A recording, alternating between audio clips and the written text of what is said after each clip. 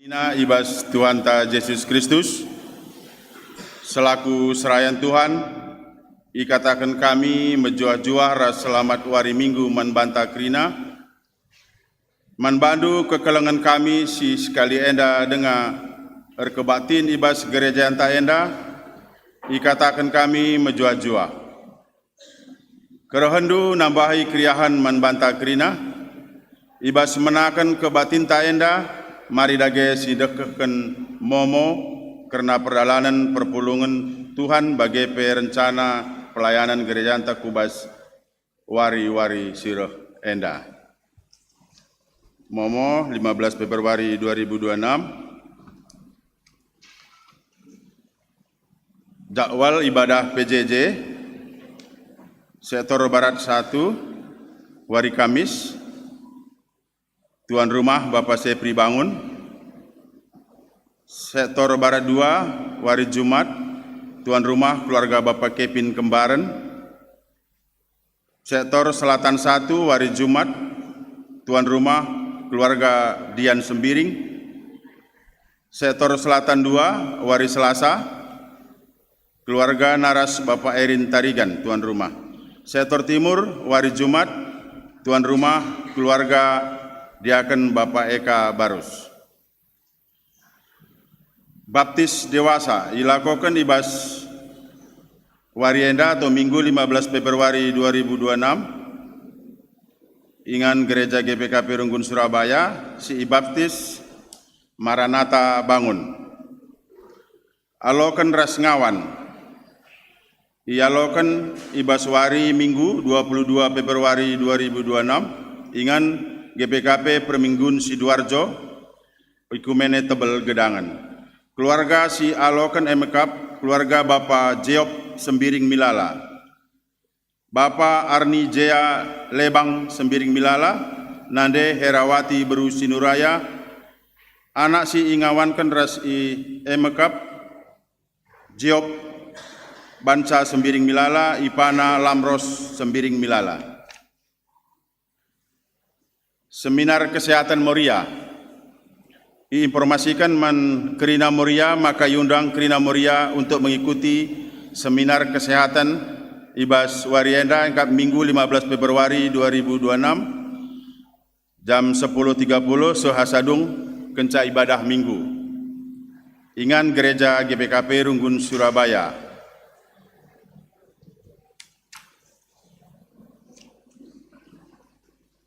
Acara Tahun Baru 2026 PJJ Sektor Barat Sada. Pemetahkan mankrina jemaat PJJ Sektor Barat Sada, maka ilakokan acara Tahun Baru PJJ Sektor Barat Sada wari Selasa tanggal 17 Februari 2026 jam 10 Ingan New Pacific Jalan Aditya Warman Surabaya. Dress code biru. Ramah Tamah Tahun Baru 2026 PJJ Sektor Timur. Ia petahkan mankrina jemaat PJJ Sektor Timur, maka ia lakukan acara Ramah Tamah wari Selasa 17 Februari 2026 jam 10 Asadung ingan Basecamp Homestay Trawas.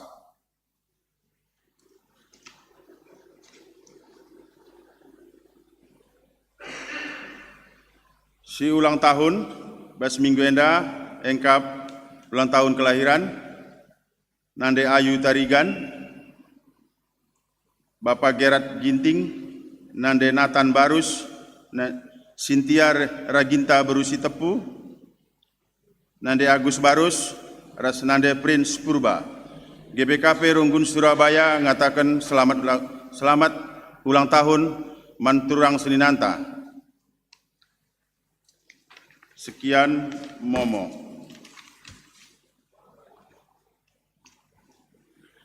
Tuan Rasenina si bengketi minggu-minggu pasion si babai kita ngejapkan karena kenisaran Tuhan ta Yesus Kristus. Minggu pasion si pemena enda igelari estomihi si Ertina jadi menbangku ilingling ke Cion.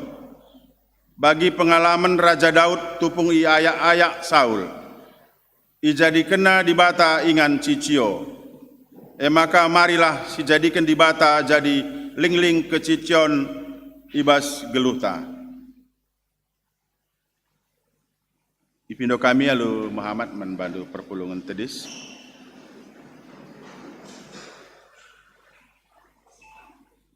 Rendai kita ipandu tim musik.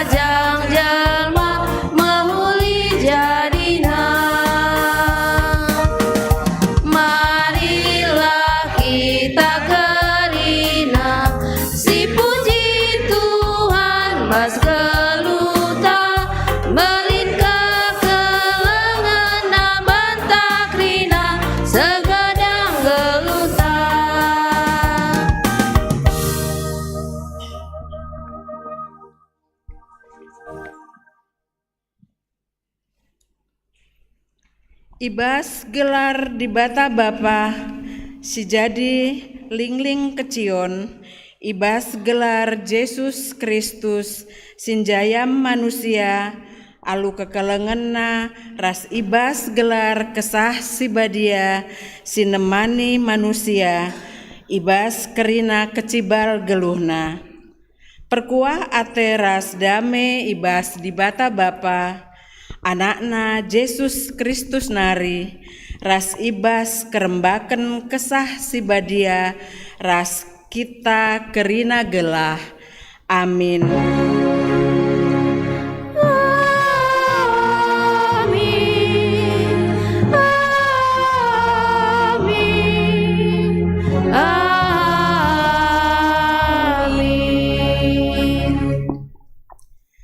Berita karena perbahanan ras sura-sura di bata.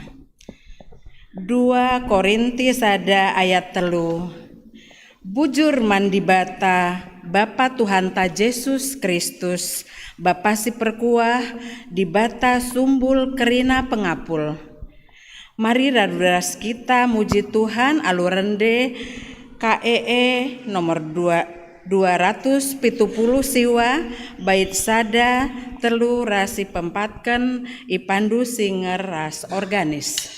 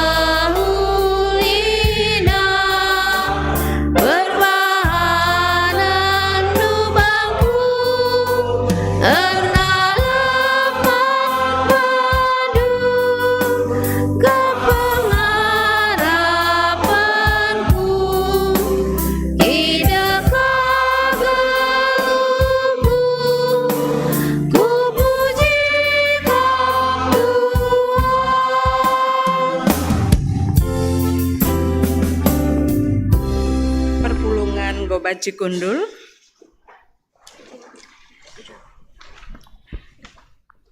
Pujin karena kempak di bata si jadi ling-ling kecion. Di bata mulia dengan erkuasa ibas doni enda.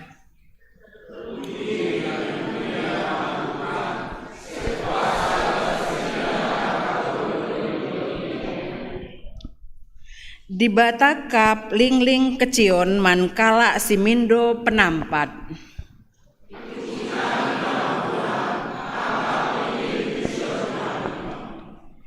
Di bata erdiate man kala si kelsehen arkiteken perukuran kala si jahat.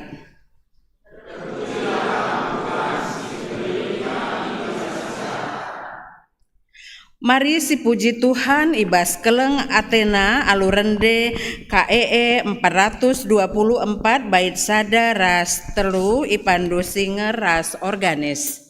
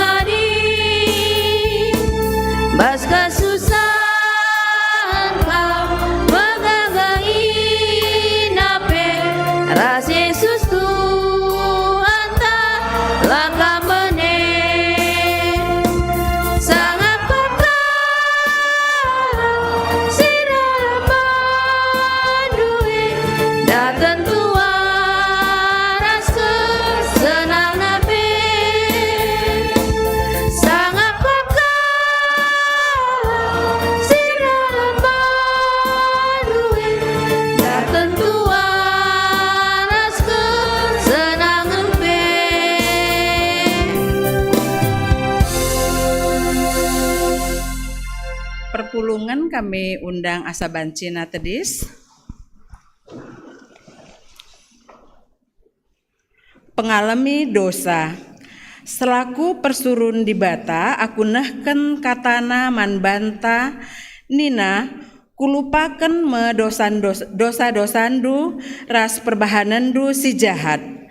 Meriah ukurta arkiteken dosanta enggo ialemi di bata. Maka mari raduras kita rende arandenden KEE nomor 422 bait sada 2 ras telu ipandu sing ras organis.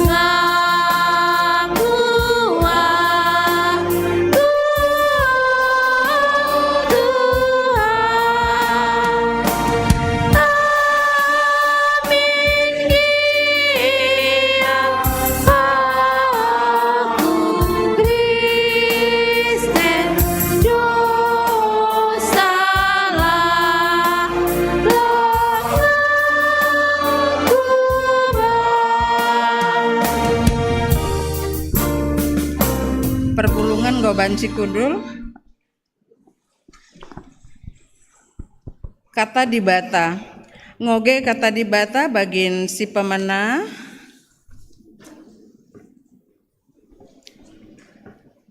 Ibuat ibas kitab Job sada ayat 10 seh 22. Iogeken kami secara tunggal man banta kerina. Kitab Job ayat sada, kitab Job sada ayat 13 seh 22.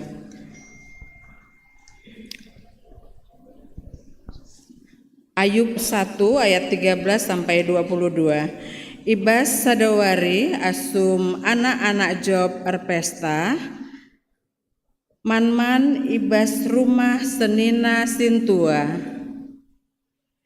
Reh sekala kiam-kiam maba berita manjob, nina manjob, asum kami sangana nenggalaken lembu, kalde pe gagat ibas balbal deher kenca.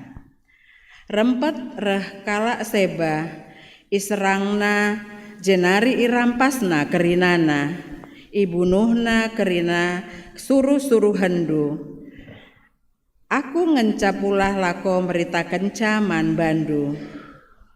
Ope denga iadung ngerana nggoka seh suruh-suruhan si deban nina.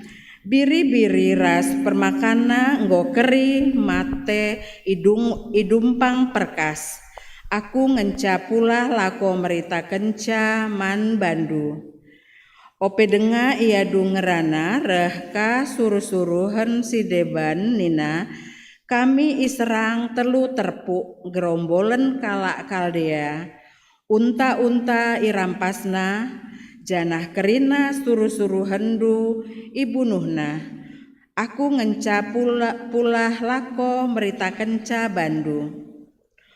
Ope denga ia dungerana rehka suruh-suruhan si deban nina, asum anak-anak endu man i rumah anak endu sintua, rempet rembus angin meter i gurun pasir nari, meruntuh rumah iembusna, janah mate kerina anak endu ibahanna. Aku ngencap pulah lako merita kenca man bandu. Kenca bage tedis Job jana icaing kena wisna perban cedana atena iguntingna bu takalna. Kenca bage nembah erjimpuh ia ayona seh kutana. Nina kadeku pe lalit asum aku tubuh nai, mate pe aku lapedah lit kadeku pe. Tuhan nai si merekenca genduari nggoka ibuatna, terpujilah gelarna. Ibas kerina kejadin enda dai Job la erdosa, sabab la ia ngid nalahken di bata. Terjengjenda pengogen kata dibatasi pemena, ketuahan kala si makeken kata di bata, dengan si make kenca ibas geluhna si tep-tep wari. Haleluya.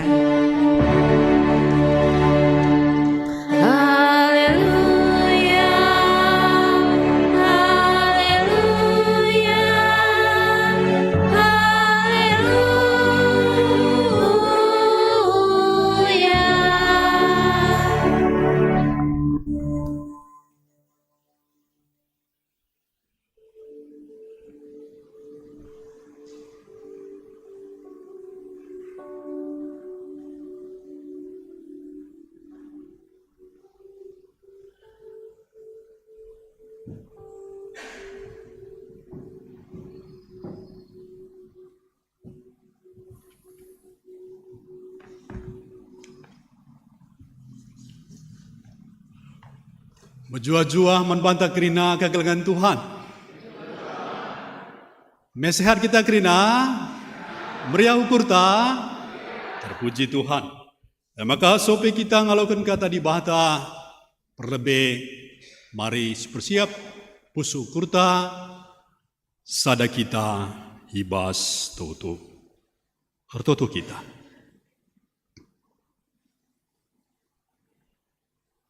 Jahwe di bata Bapa kami, si mulia si mada kuasa, si dem kelengate, si tandai kami ras ipuji sembah kami, ibas Yesus Kristus, Tuhan dengan juru selamat kami. Bujur Bapa, bujur Tuhan, Engkau taruh kendu kami, sehibas pak seendah, arah kebatin kami, minggu pasion si pemenang, minggu estomihi, je kami relajar, ras ngerenungken, pepanken, kini serando penderitando, guna kami manusia. Bapa, Engkau sikap kami, guna dengkehken ras ngalauken katandu si badia. Mari urapi kami, alu kuasa kesahandu si badia. Petangkaslah katanduman kami, melalui firman Tuhan kami mendapatkan isi hati Tuhan menjadi pegangan, kekuatan, pedoman, menjadi kuasa bagi kami untuk mengikut Tuhan dengan baik, taat, dan setia. Pakai kemahandu, si demi bas keterbatasan enda. Mampukan ya Tuhan, ibas nehken surah-surandu. Ibas gelar Tuhan Yesus Kristus, murah kami tutu, ras ngatakan bujur. Amin. Kembali kita membuka Alkitab kita, Pustaka Sibadia. Ogen si peduakan palas khotbah ta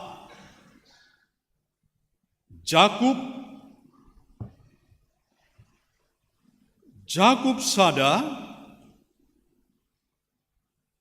ayat 12 10 Bahasa Indonesia mengatakan Yakobus 1 ayat 12 sampai 18. Jenda yogekin kami karibas bahasa karo. Mari yoge secara responsoria. Aku kari perlebih ayat genep. Kam ayat ganjil bagai kari sedu. Mari deges yoge kata di bahata secara responsoria. Ujin dengan percobaan. Ketuahan kalak si megenggeng ibas berbagai-bagai percobaan. Sebab kenca menang ibas percobaan ini. Yalau kena meulih kemenanganna, kegeluhan, singgoi padankan di bata, mankalak sing kelengi di bata.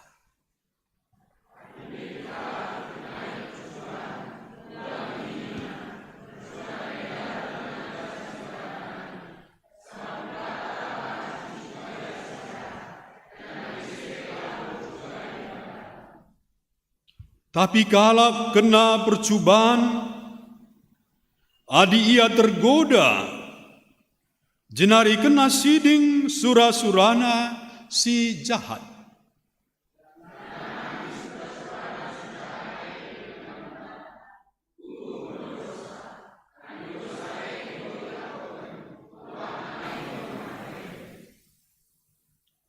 Olah kam tertipu, oh senina-senina si ku kelengi.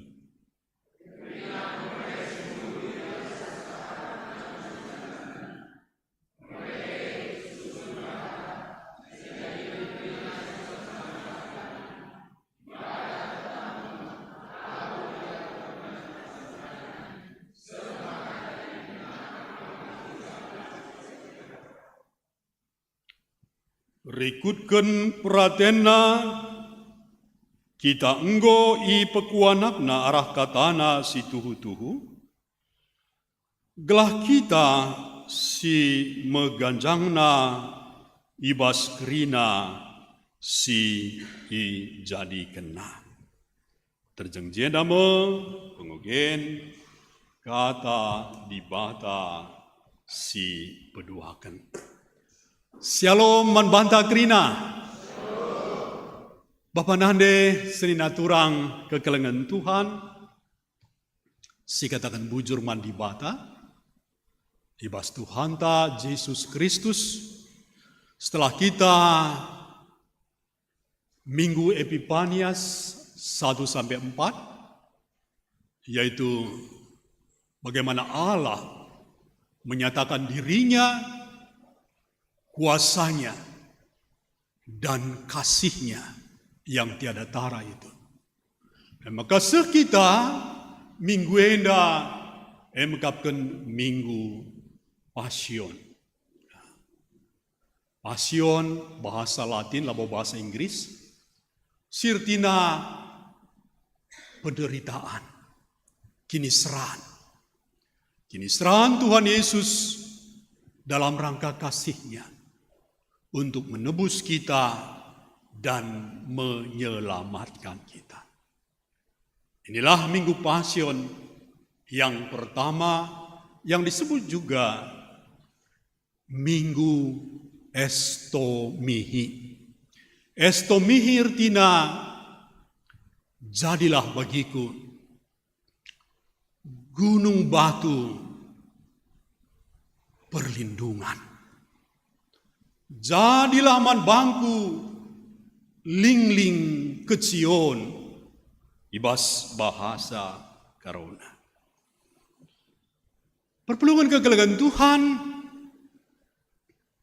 hidup adalah rangkaian ujian.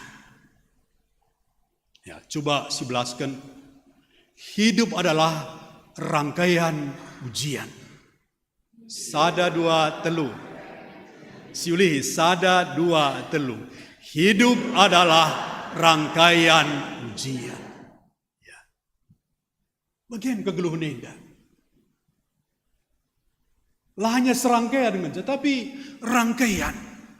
Adi sidah rangkaian bunga rutina bosi. Selalu ada ujian. Lah hanya anak-anak kami permata ketika mau masuk PTN ada ujiannya. Setelah selesai kuliah mau melamar entah itu PNS atau swasta ada seleksinya. Ada ujiannya. Dan melalui ujian itu tentu diharapkan kita teruji. Kita lulus uji. Kalau kendaraan itu uji kir, ini apa berdua? Nah, uji kir. Lulus, lolos, berhasil. Maka banci kubas tahap selanjutnya. Demikian di dalam kehidupan kita. Yang adalah rangkaian ujian tadi. Kita harus lulus, lolos, tahan uji, teruji. Itu yang Tuhan mau di dalam kehidupan kita.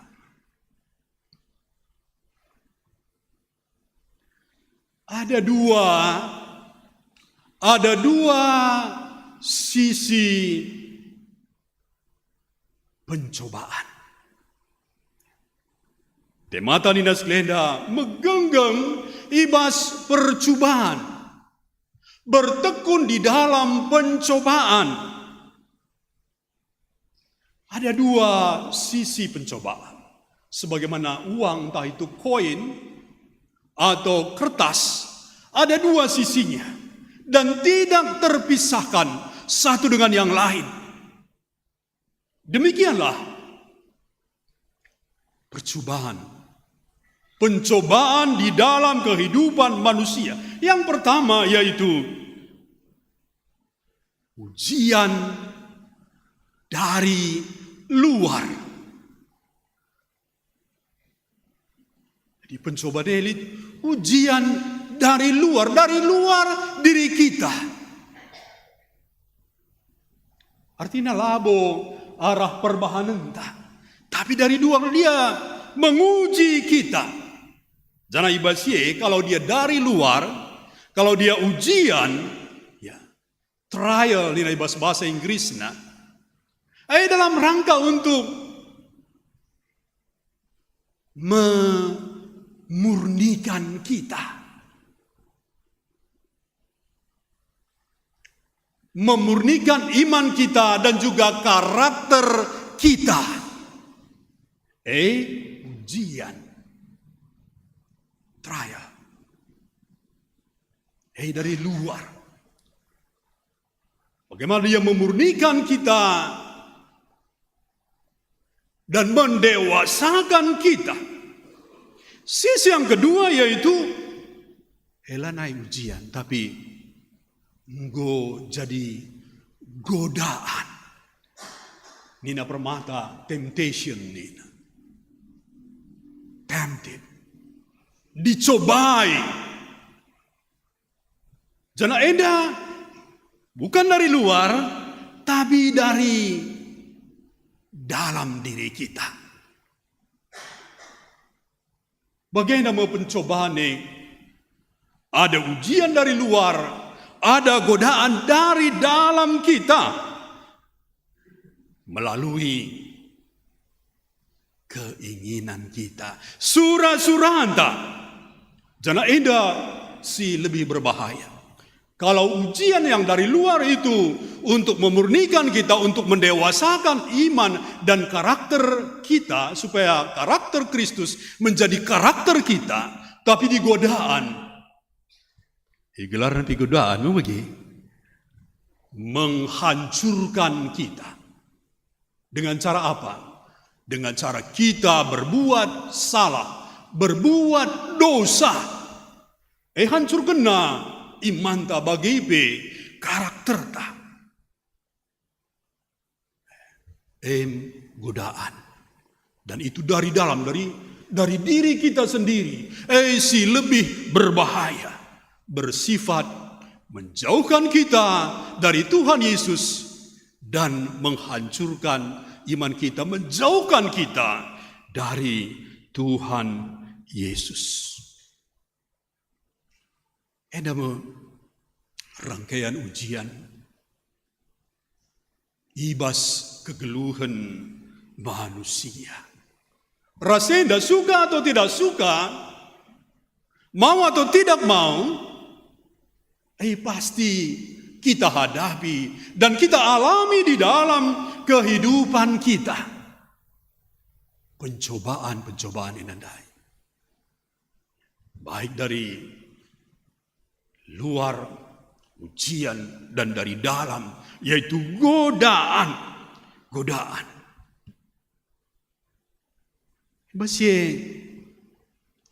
Melalui firman Tuhan ini, Yakobus 1 ayat 12 sampai 18.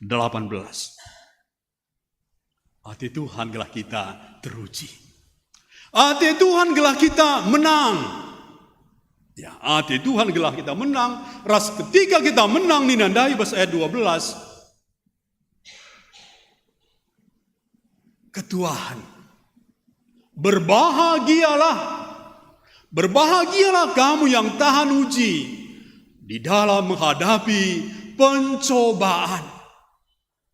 Karena engkau akan menerima mahkota kehidupan. Mahkota kehidupan yang sudah disediakan oleh Allah bagi mereka yang mengasihi Dia. Makarios ninai bahasa Yunanina. Sertina berbahagia itu hanya kita dapatkan bersama Yesus dan di dalam Yesus. Adik kita menang. Adik kita menang baik terhadap ujian maupun terhadap godaan. Maka besiedege, mari kita kenali kaikin ibasienda cara kerja pencobaan sise membantah manusia. Terlebih godaan lain. Galaulah kita tergoda. Galaulah kita tergoda sehingga banci basie kita jatuh ke dalam dosa. Nah, ida kam kabanca ya lit amegoda ni na wage. Ingat udah ngawak ceritane amegoda wage. Jadi isi pegodana. Jana bukan jang tergoda mate banna. Kuda lik muria kuda senyum kok tak nak cerita amegoda ni mikin. Bagem goda ne rehibas bukan dari luar, dari dalam. Ibas keinginan tanari, ibas surah-surahan tanari, ugaglah na ibas kita hancur. Ugaglah na ibas kita lanai taat man Tuhan. Maka mari kita kenali itu. Dan setelah kita kenali tentu kita bisa mengambil sikap yang baik. Jangan dikena kencang kita pencobaan. Ya. Kena kita pencobaan lain. Olah ninta justru eda lah baik Tuhan. Tuhan tidak baik. Tuhan tidak baik. Dan menyalahkan Tuhan. Eilah kelngenati Tuhan. Tuhan tidak pernah mencobai. Ini nandai bas kata di batandai. Tuhan di dalam Yesus Kristus, Dia tidak berubah-ubah. Dia tetap adanya. Ras Tuhan terang, bahkan sumber terang. Maka labu basia liti basie mencubai apalagi basie menggoda. Tuhan hanya basienda berikan izin ujian gelahna makin murni pusuhta. Apakah itu dari keinginan kita akan ibasie ego kita, ya, hasrat kekuasaan ibas geluhta atau jalan pintas supaya cepat kaya. Endam ya dari Tuhan kita. Tuhan tidak berubah. Tuhan Yesus tidak pernah berubah. Dia sama dahulu, sekarang, sampai selama-lamanya di Naibas. Ibrani 13 ayat 8. Dia tetap dalam rangka kasihnya. Kelengatena membantah. Maka lalu kita cobain, cobai kita keinginan diri dari dalam diri kita. Maka lalit alasan kita untuk menyalahkan Tuhan. Menyalahkan Tuhan ataupun mengeluh kepada Tuhan. Si perlu silakukan mengungkapkan megenggam, bertekun, resilience. Enda si pindo Tuhan ban banta anak-anak. Nah, ibasi kita belajar dari pertama bacaan kita yaitu Job. Ayub 1 ayat 13 sampai 22. Ayub ngalami kinisran si luar biasa. 4 kali si oge kari baginda oge dia kenta. 4 kali itu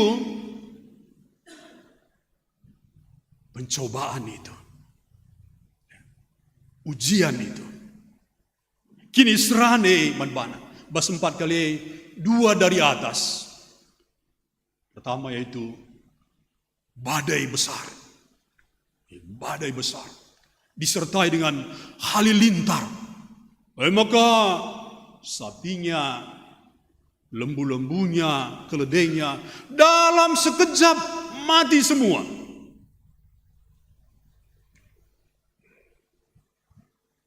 Terus satu lagi tadi terjadi tornado. Angin sir putar-putar. Maka rumah ingan anak nas tading berpesta bersyukur runtuh. Maka tukupna kerina anak nandai. Mati seketika kerina anak nas laki rasi beru.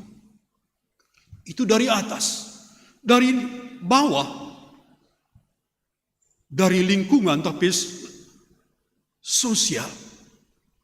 Datang orang Kaldea, datang orang di Kasadanari di Nanda, merampok semua barang-barangnya, semua hewannya, baik kambing dombanya, untanya yang sebanyak 3.000 ekor. Coba kak lu, adik kita sada-sada memang lembuta, laidah entah pebene, ngot luar biasa kita panik nama bagi, luar biasa kita susahnya. Dakam du 3.000 onta sekejap dirampok habis. Apa yang ditunjukkan oleh Ayub? Pertama memang ia menunjukkan kemanusiaannya. Dia bersedih. Kesedihannya itu terlihat. Dulu orang yang bersedih itu pertama lebih buat bukan apa jenis sak caing kena mis cobaan. Maka cukur narak munenda cukur berduka iya. Tapi dukanya hanya seperti itu. Tidak sampai menyalahkan Tuhan, tidak sampai ngomel sama Tuhan.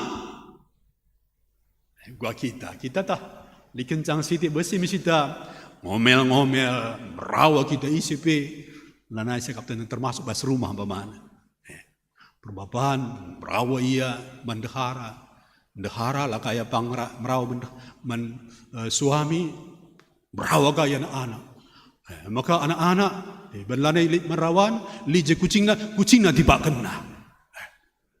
Oi, ngumerawa iya. Di Ayub lah bagi. Kenca dia berduka tadi.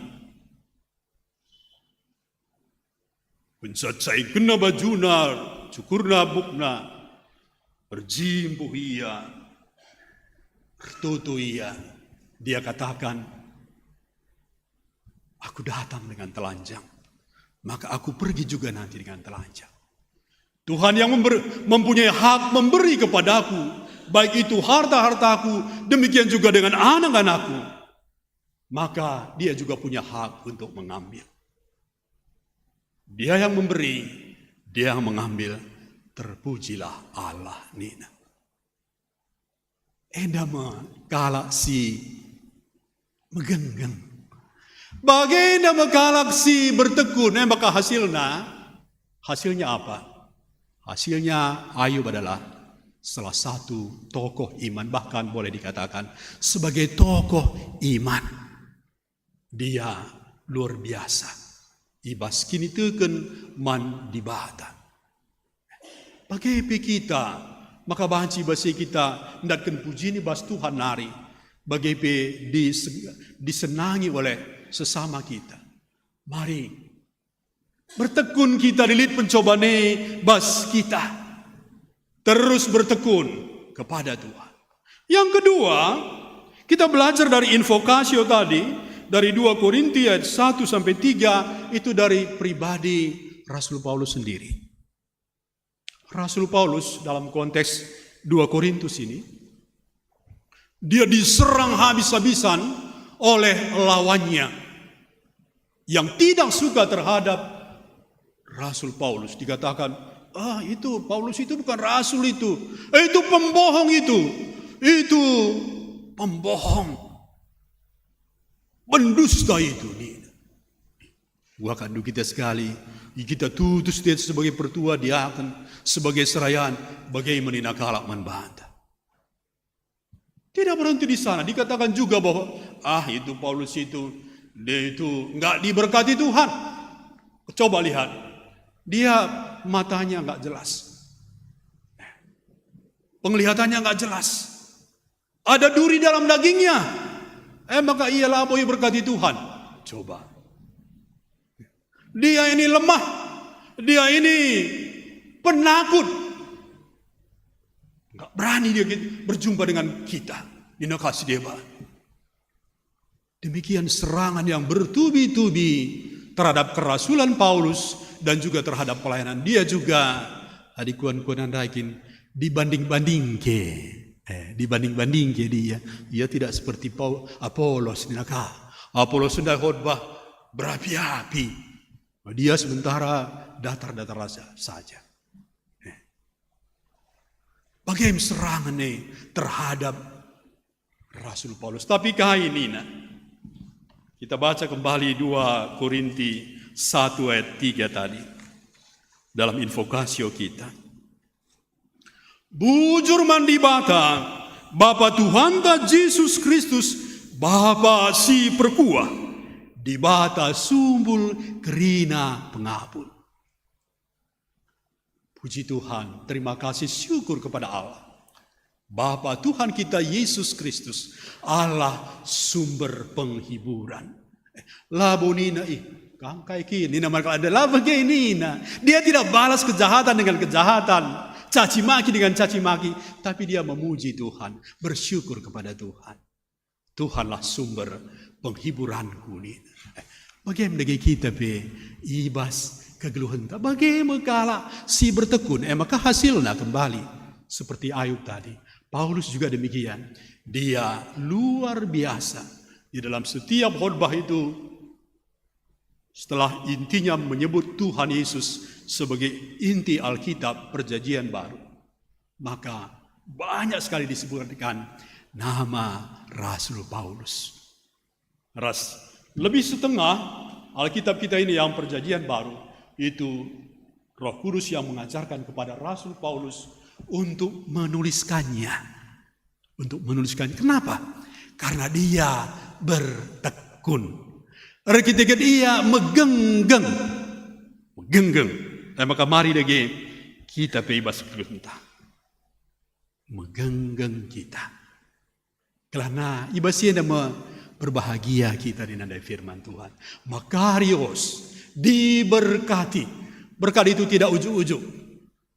Apalagi kita diam saja, tidak bertekun, maka berkat, kebahagiaan itu tidak akan datang kepada kita.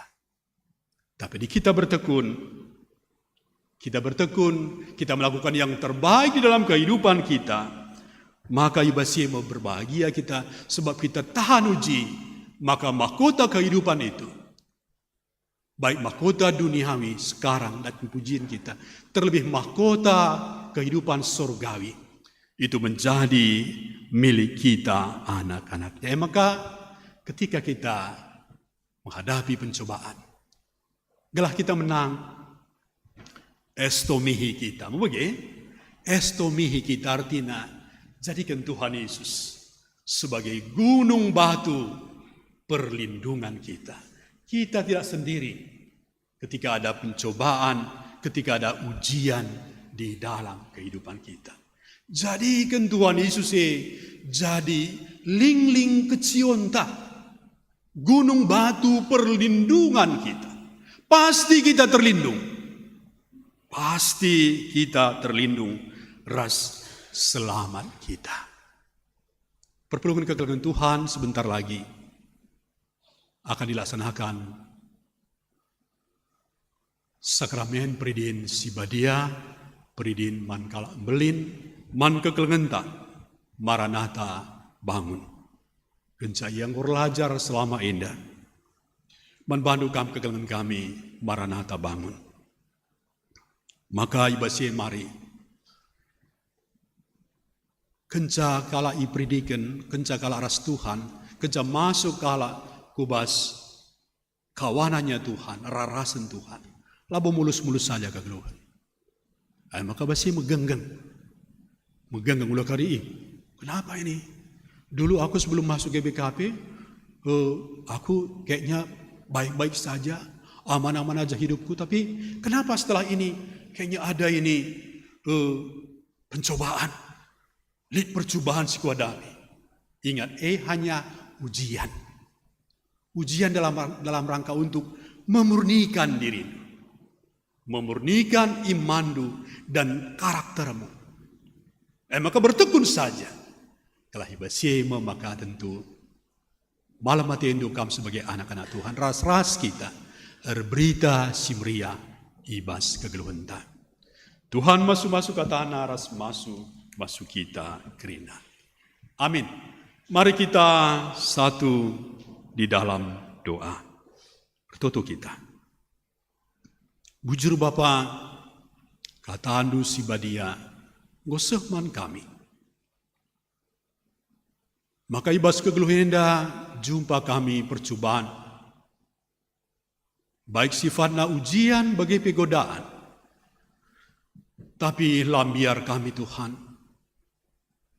Sebab lidkam Bapa kami di bata kami. Tuhan Yesus, si jadi lingling kecion kami. Gunung batu perlindungan kami. Maka terlindung kami. Selamat kami, damai ras malam mati kami, sepanjang kami terus megenggeng berserah kepada Tuhan. Sampati kami Tuhan, guna jadi pelaku-pelaku firman-Mu. Ibas gelar Tuhan Yesus Kristus, ureh kami tertutup. Amin. Mari ras kita kerina tedis. Radukan kerina kala Kristian ibas kerina paksa rasingan di dunia indah. Mari dage siakuken kini tekenta, ninta dage ras-ras.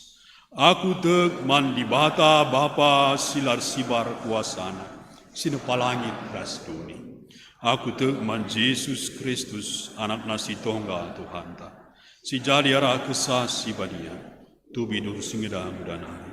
Si so keliaman tergelar si Maria. Singina nami kini serahan sangana pemerintahan Pontius Pilatus. Ne pakukan ku kayu persilang, mate jenari kuburkan. Nusuk kedoni kematian, peteluarekin ku kekei basi mate nari. Naki ke surga, perkunulah kemuhun di bata, Bapa silar sibar kuasana. Jenarah maya pagi, ngeranakan singgelora singgo mate. Aku teman kesah si badia, jangan disada gereja si badia. Persadahan kala si badia, mengalami dosa, kini keken pula, kegeluh si rasa. Amin. Lalu Muhammad kundul kam kerina. Kita mendengarkan persembahan pujian dari Muria Perminggun Tebel Sidoarjo. Persilakan kami, Lalu Muhammad.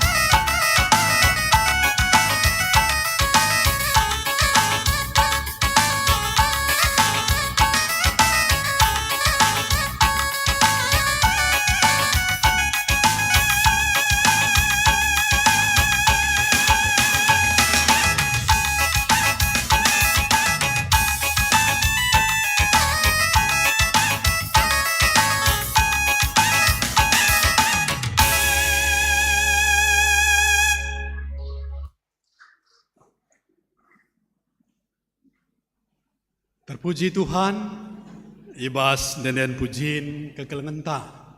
Sekali nari teriah nepi tepuk tangan ta labodali. Ya.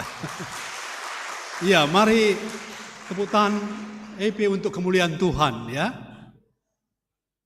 Jenari tentu siapa menyusul mau bege? Siapa menyusul entah barat sada, barat dua sange kumjile, barat sada, timur siap-siap rasektor sidebanna.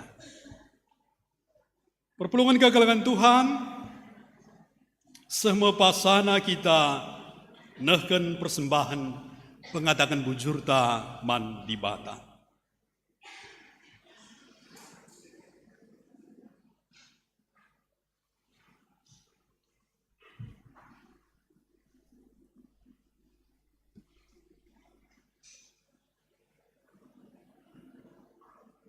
Kata di bata si jadi pala si bas kita neken persembahan ta.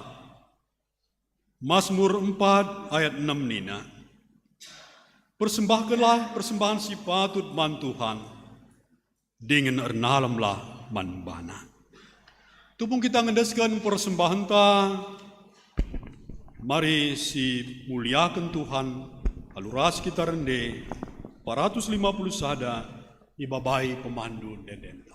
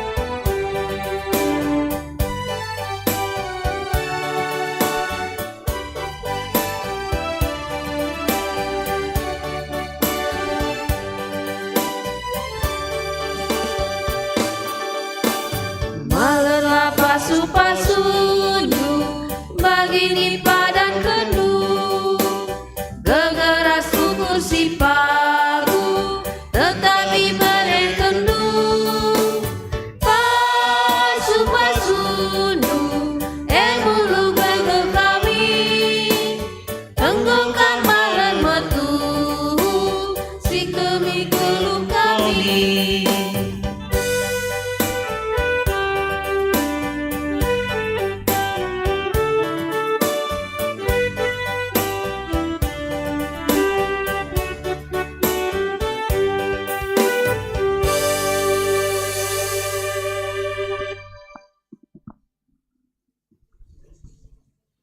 bangkit kita kubas prototon persembahan rekut pe siafata.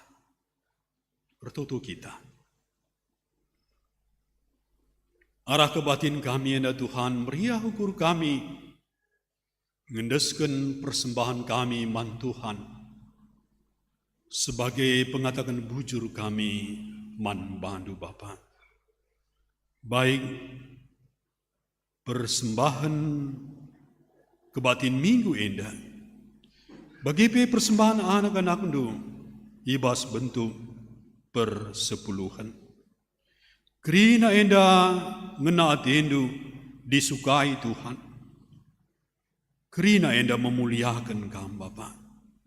Pasu-pasu dege guna pebelangkan kini rajaan Tuhan ibas dunia indah. Jenari sitani ibas kami, pendahin pencarin kami, usaha kami, wari-wari sirih endah. Bagi rencana-rencana kami, gelah kegeluhan kami lebih baik.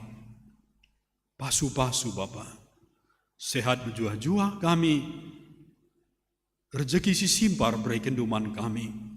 Pasu-pasu rohani, pasu-pasu jasmani, beri kenduman kami kerina anak-anak kendu. Bapa, itu token kami, program pelayanan kami untuk minggu indah Bapa.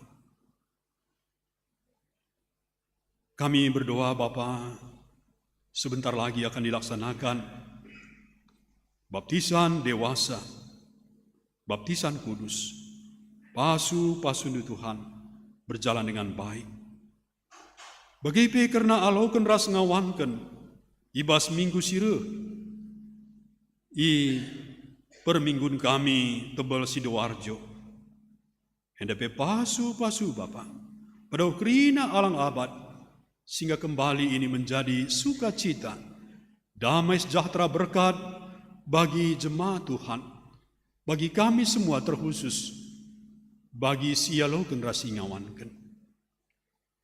Bapa, bagi pemeriah ukur kami, lid pindah masuk kurunggun kami, si tergelaran Nadine, Griselda, Skala Permata, Medan Nari. DP pasu-pasu di Tuhan.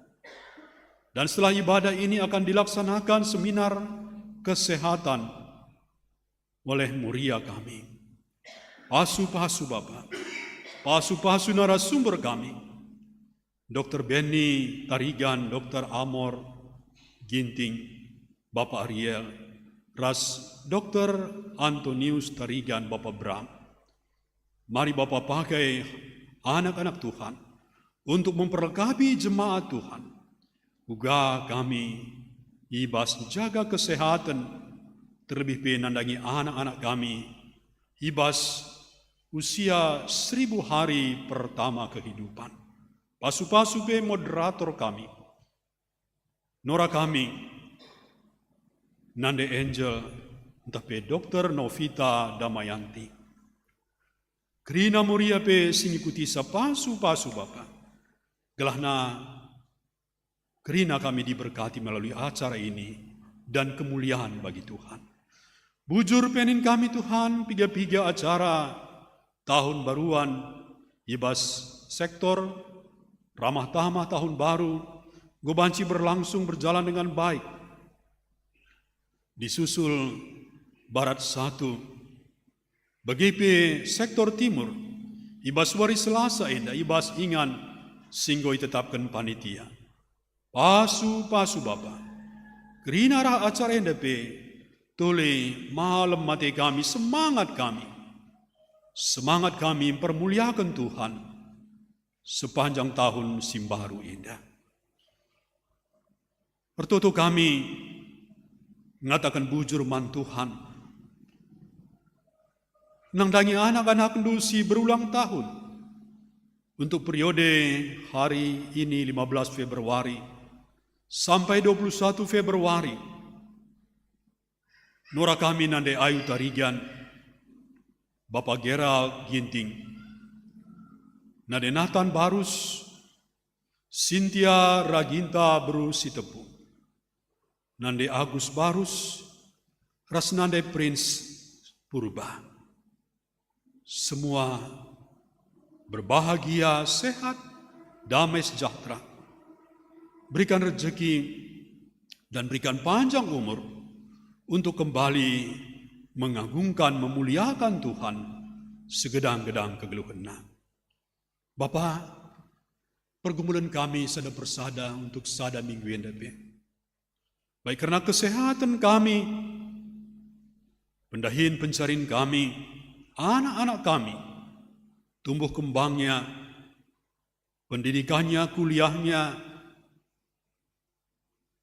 pergaulannya. Yang belum mendapatkan pekerjaan, berikan pekerjaan Bapak. Yang sudah bekerja, tekun, disiplin bekerja, bahkan lebih baik lagi. Karena jodoh anak-anak kami, berikan du perkuah hatiindu, kelengat hatiindu Bapak, pasu pasundo.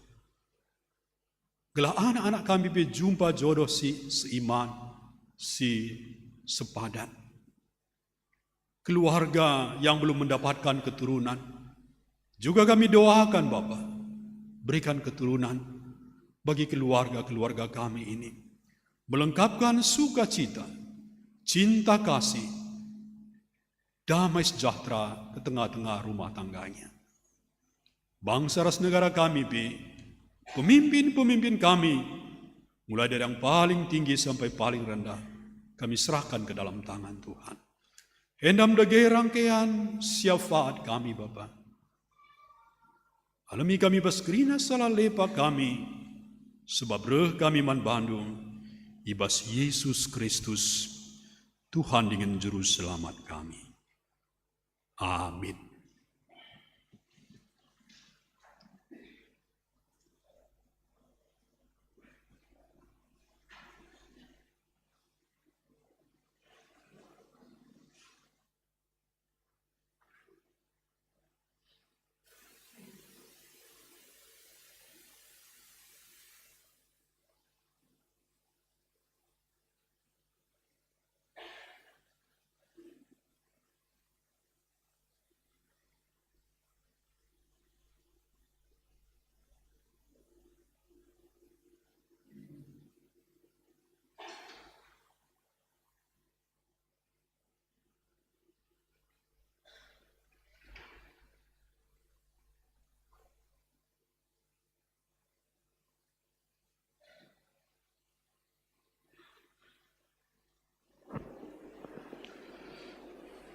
Ya.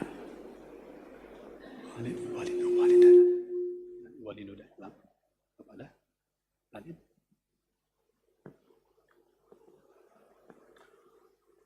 Perpulungan kegelangan Tuhan, mari ikuti Beridin Sibadia man kegelangan ta secara hikmat.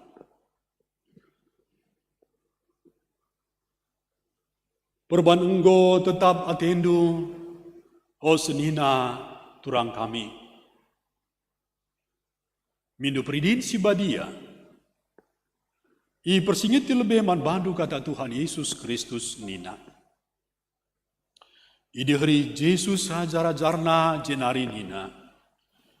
Ngoi berikan di bata man bangku kerina kuasa i surga ras idoni. Lawaslah ku kerina bangsa manusia. Bahanlah ia jadi ajar-ajarku. Pendidikan ia ibas gelar bapa, gelar anak, ras gelar kesah Sibadia. Jangan toleh katakan Tuhan. Ise sitek dengan iperidikan terkelin kap pagi, tapi ise silatek ia pagi iukum. Arah kata si tersenadai, idah kam, maka peridin tanda sini tetapkan Tuhan Yesus Kristus jine, ope dengar ia nangki ke surga. Tanda peridine ngatakan manbanta si pemenang, maka kita rasa nakta tubuh ibas dosa, itu roh pernembah ras kemenekan di bata, maka kita kan sie, kita laban ci atan ibas kerajaan di bata, pala kita tubuh berdua kalikan. Sebab tentu engkau ya tentu, maka asum kita ipridikan, ras ipersada, ras Kristus Yesus. Artina peridin mempersadakan kita ras kematian. Ibas kita ipridikan engkau kita mati dengan ikuburkan ras Kristus, gelah bagi Kristus ipekeke ibas imate nari, ibas kemuliaan Bapa. Bagaimana kita ngeluh ibas kegeluhan si baru. Si peduakan. Peridine tanda perkuhati di bata man kita si berdosa. Karena pengalami dosa, penangtangan, hidur kematian dengan hidur si iblis nari. Kalau kita datang, kegeluhan si rasa lalap, ibas kemuliaan di bata. Nai lit piga-piga galang ibas kam si bagi. Tapi genduari, kamu goi bersihkan ibas dosa nari. Kamu goi serapkan jadi si kerajaan di bata. Kamu goi perembakan ras di bata, arah gelar Tuhan Yesus Kristus dengan arah kesah di bata anta. Si petelukan. Peridin tanda bengket kubas perpulungan ni Kristus. Bagi kita kerina, subuk kala Yahudi, bagi kala Yunani, subuk budak, bagi kala bebas, ngoi peridikan, alu kesah si sadai, kubas sada kula. Ibahan di bata maka kerina kita, ngo minum tare kesah si sada maka kusungkun kam, lebih-lebih Tuhan di bata, ras isaksikan di tengah-tengah perpulungan indah, sada. Tengekaman di bata si sada Bapa, janaman anakna Yesus Kristus, janaman kesah si badia, dua. Tengekam maka aminar kita kan dosandu, kami teruh pernembah, ras kemenekan di bata. Tapi kita kan kini tekendu man Tuhan Yesus. Kerigal ia lebih di bata dosandu. Telu. Atendu megikan janang ikutkan alu tutus kata di bata. Si sehman bandu arah pustaka si badia. Si terakhir. Perpadan kam alu penampat di bata.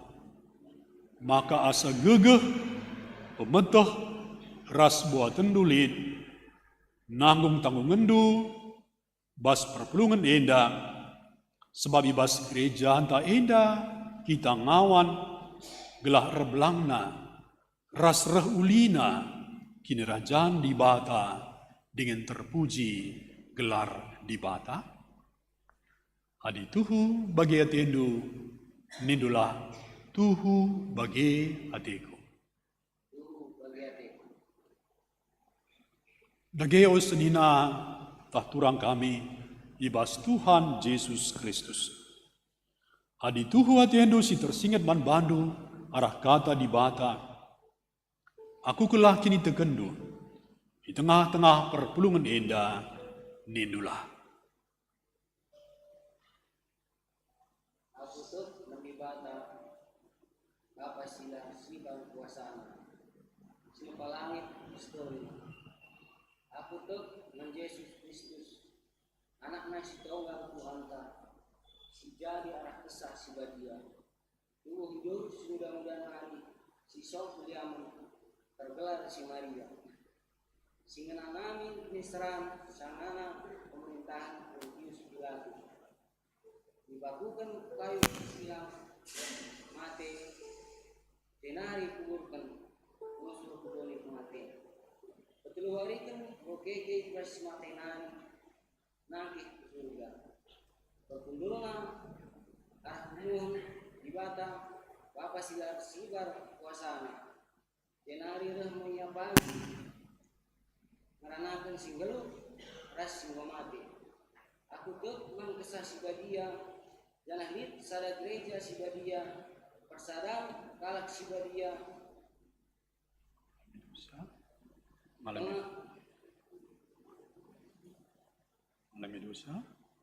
Mengalami dosa tadi bagi kami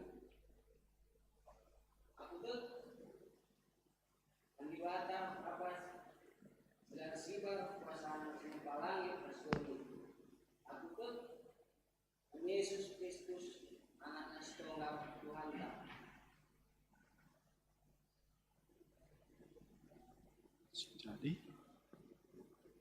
jadi arah kesah sibadia tubuh idul si mudah-mudahan sok keliaman berkelan si Maria sing nami diseran panganan pemerintahan Pontius Pilatus dipakukan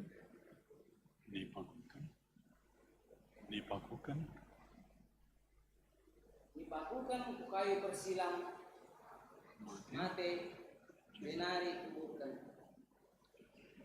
nusur kudoni keteluarikan kematian okeke tugas matenari makin ke surga nusur kudoni kematen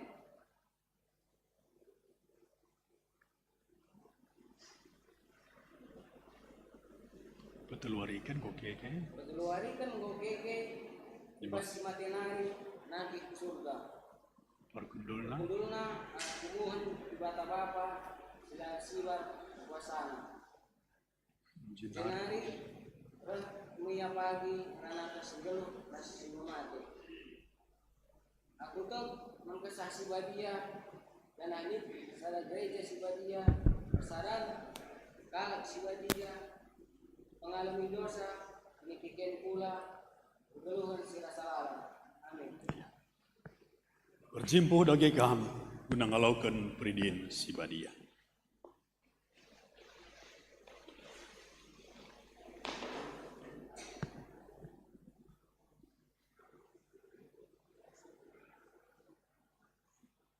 Oh Maranatha bangun, kupridikan kam kubas gelar Bapa kubas gelar anak Yesus Kristus kubas gelar kesah sibadia amin.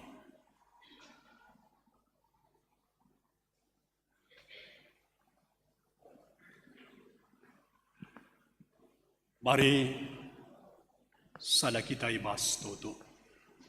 Bertoto kita. Terpuji, termulia Kam Bapa. Malam kelati kami Tuhan. Sekarang anak du senina turang kami. Si tergelar Maranatha bangun. Nggongakuken kini terkena man Tuhan Yesus. Jadikan Tuhan Yesus sebagai Tuhan ras juru selamatna. Maka kencasi ia enggo ipridikan ibas paksa indah. Maka ia pe nggondatkan pengalami dosa, datkan keselamatan ras janji Tuhan, kegeluhan si rasa lalap mulai gundari nari. Malam hati kami Tuhan, bujur ibas perkuah hati indu, pasu-pasu kegelangan kami indah. Tetapi ia percaya, taat setia, mengikut Tuhan Yesus, mengasihi Tuhan Yesus, bagai berita si meriah, ibas kegeluhanna. Endam toto sembah kami Bapa, reh kami man bandu, ibas Yesus Kristus, Tuhan kami. Amin.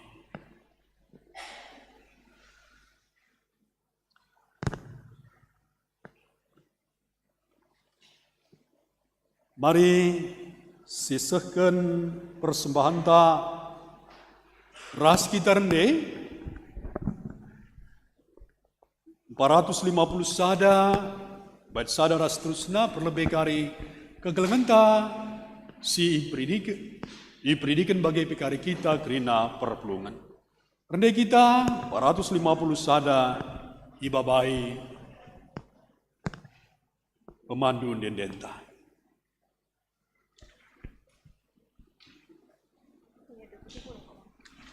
$270.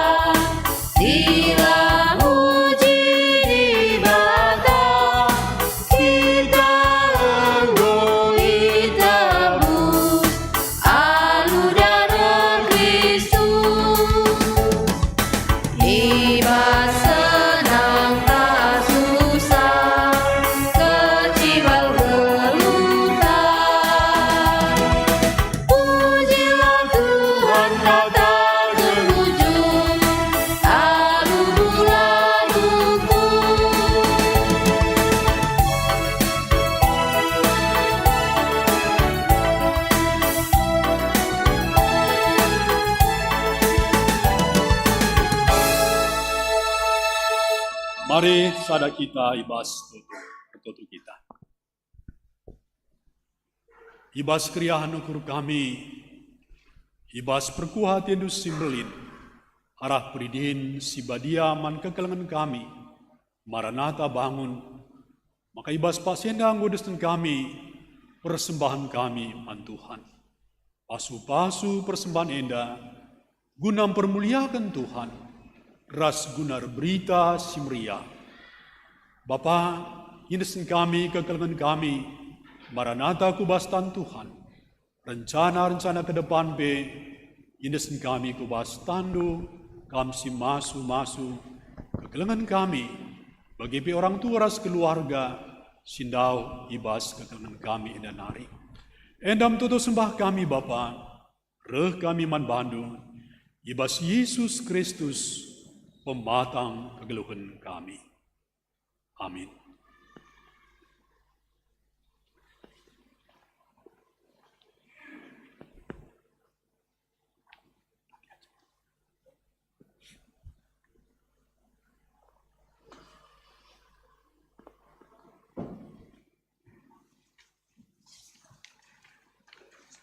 Alum Muhammad mari ras kita kerina tedis. Sisahkan perpadanan ta man dibata. Dibatar kuasa ibas kerina paksa dengan nikapkan si mahuli ibas kegeluhan manusia.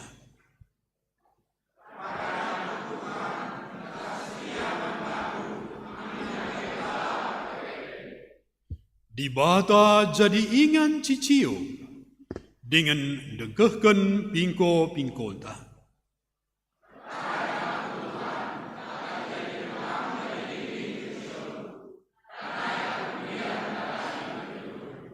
Si peteguhi dage perpadanenta arah muji Tuhan dan denta 273 bait sadar rasi petelukan.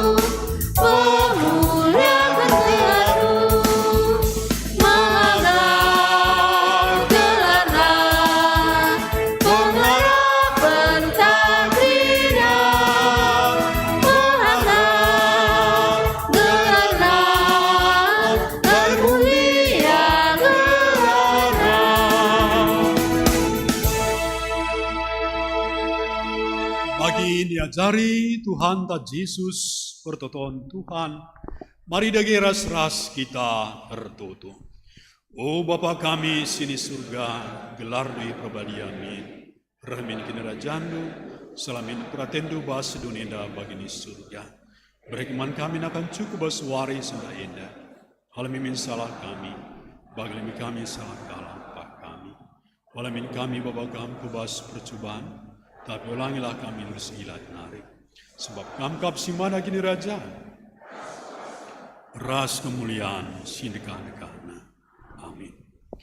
Perpulungan kekelengan Tuhan, perpulungan si ku kelengi, bengketilah kegeluhendu, tetaplah jadikan di bata, jadi lingling keciondu. Guna sie, alokelah pasu-pasu, hidur di bata, bapanta nari. Tuhan ta Yesus Kristus, ras di bata bapandu, sing kelengi kam, dengan arah lias satena, ngomreken pengapul si tetap, ras pengarapan si pagu, man bandu kerina. Amin.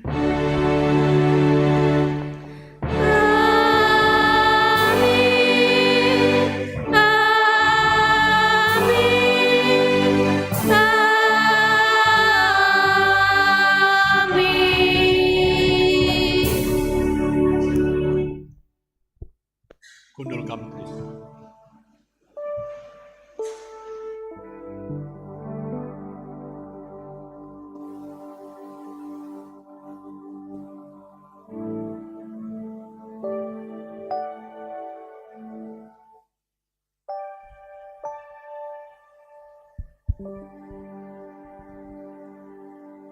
Ibadah minggu tanggo sidungi bengket kita ku paksa tenang.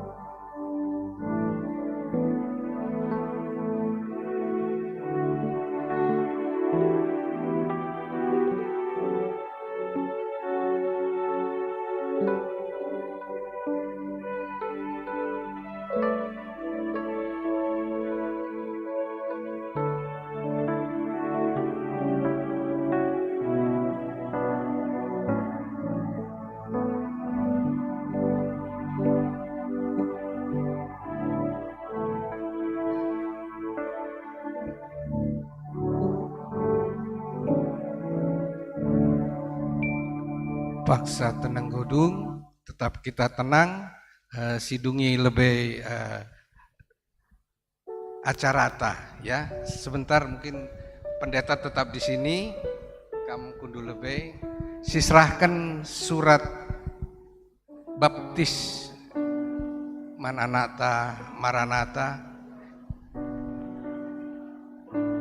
Ya, si undang ketua diakonia Bapak Angel, sisrah kenduman Anakta Maranatha.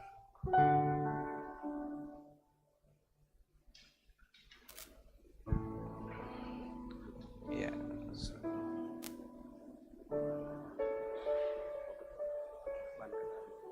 ya, ke foto lebih kita. Ya.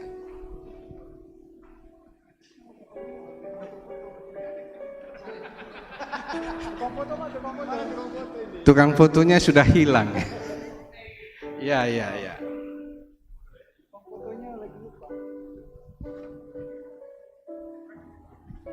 Sekali lagi ya. Jadi tadi yang diserahkan belum difoto. Ulangi lagi. Ya, serahkan. Ya, ulangi. Ya.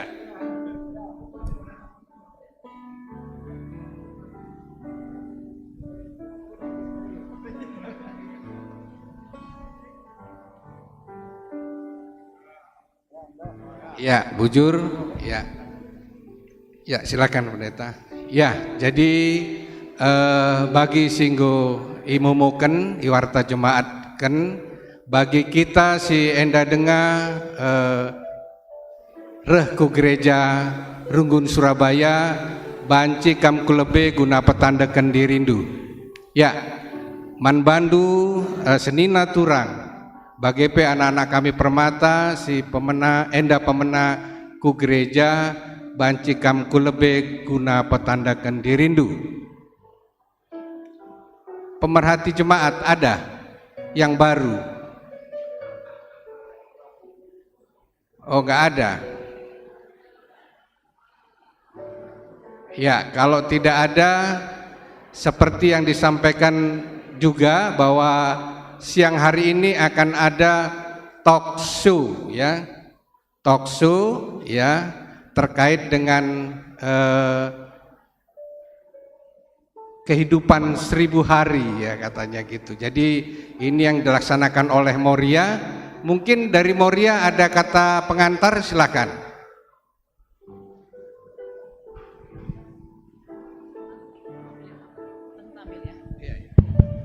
Shalom. Sekali lagi shalom. Saya panggil satu-satu. Senabi, shalom Zaitun. Gak boleh lemes Zaitun. Shalom Zaitun. Shalom Moria. Shalom Amre. Puji nama Tuhan dan shalom Permata. Baik, puji nama Tuhan. Selamat hari Minggu menjual-jual membantah kerina. Seperti yang kami sampaikan minggu lalu bahwa hari ini program kerja kami adalah salah satunya tentang talk show. Kami mohon semuanya duduk di tempat, duduk manis. Kita akan mendengarkan untuk acara program kerja hari ini. Puji nama Tuhan. Tuhan begitu baik. Jadi semua dibuat baik. Tim medis dari GBKP Surabaya dengan sukacita mau melayani. Kita nggak tunggu lama ya, tapi kami mohon duduk sebentar. Oh ya, jangan khawatir, ada pengganjal perut. Mari Moria dibagi dulu snacknya. Namun sebelumnya kita akan mengawali dengan doa. Doa dulu sebentar, gitu ya pendeta? Gak apa-apa ya pendeta? Kita berdoa dulu. Kami mohon untuk tim diakonia, abang kami Bapak Angel untuk membawa doa sebelum memulai acara kita. Kami mohon untuk semuanya duduk manis. Sebelum memulai kita akan masuk dalam doa. Ya, terima kasih Moria. Mari kita bersatu di dalam doa. Tuhan, kami mengucap syukur pada siang hari ini kami bisa diberi kesempatan untuk tetap berada di rumah Tuhan. Sebentar lagi kami akan mendengarkan Tuhan ceramah mengenai kesehatan. Tuhan kiranya pakai anak-anak Tuhan yang akan menyampaikan ceramah kesehatan ini kepada kami semua. Tuhan berkati para dokter yang boleh memberikan pengetahuan kepada kami, sehingga biarlah pengetahuan itu bisa berguna bagi kami dan semua orang-orang yang ada di sekeliling kami. Tuhan berkati juga Moria yang boleh terlibat di dalam kegiatan ini. Tuhan berkati dan sertai mereka. Biarlah hingga awal hingga akhir semuanya bisa berjalan dengan baik. Di dalam nama Tuhan Yesus kami naikkan doa ini. Amin. Jujur Bang. Silakan Moria untuk membagi terlebih dulu snack untuk kita semuanya. Jadi minta tolong agar Mamre tidak meninggalkan tempat. Moria, Zaitun dan anak kami Permata, kalau bisa nanti pintu semua ditutup kiri kanan semuanya. Enggak lama, kita tidak akan lama. Oke? Mungkin ada anak kami Permata untuk menyiapkan kursi sebelum saya panggil nanti moderator kita yang cantik. Anak Permata, mungkin bisa ya Dek untuk menyiapkan kursi di depan. 3 kursi. Sentabi untuk semula adalah dokter yang 3 dokter, namun 1 adik Bapak Bram tidak bisa hadir karena Bulang Bram sakit di Medan. Kita doakan supaya Bulangnya cepat sembuh. Amin. Oke, mari Moria, Permata, jangan ada yang keluar. Semua kalau sudah dapat snack duduk, tidak boleh keluar. Sudah dapat snack gak boleh keluar dong. Duduk, Permata duduk. Kalau sudah dapat snack tidak boleh keluar. Duduk. Udah ya. Sekali lagi duduk manis, pintu ditutup. Halo Permata, ini sangat bermanfaat buat kita semuanya. Kenapa? Karena 1000 HPK bukan hanya tugas dari Moria, tapi juga dari Mamri dan Zaitun juga. Dukungan penuh dari Zaitun sangat bermanfaat buat kita semuanya. Oke? Untuk kursinya sudah ke depan?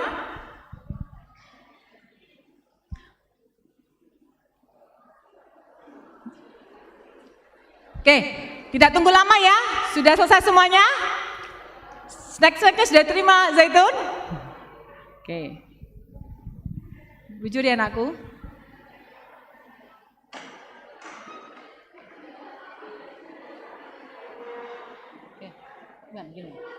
Oke, tidak pakai lama.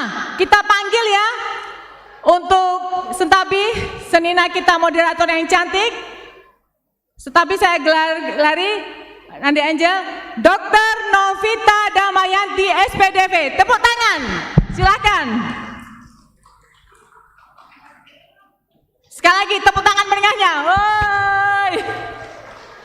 Ayo. Belum kamu panggil nanti. Siapa namanya? Panggilnya siapa namanya?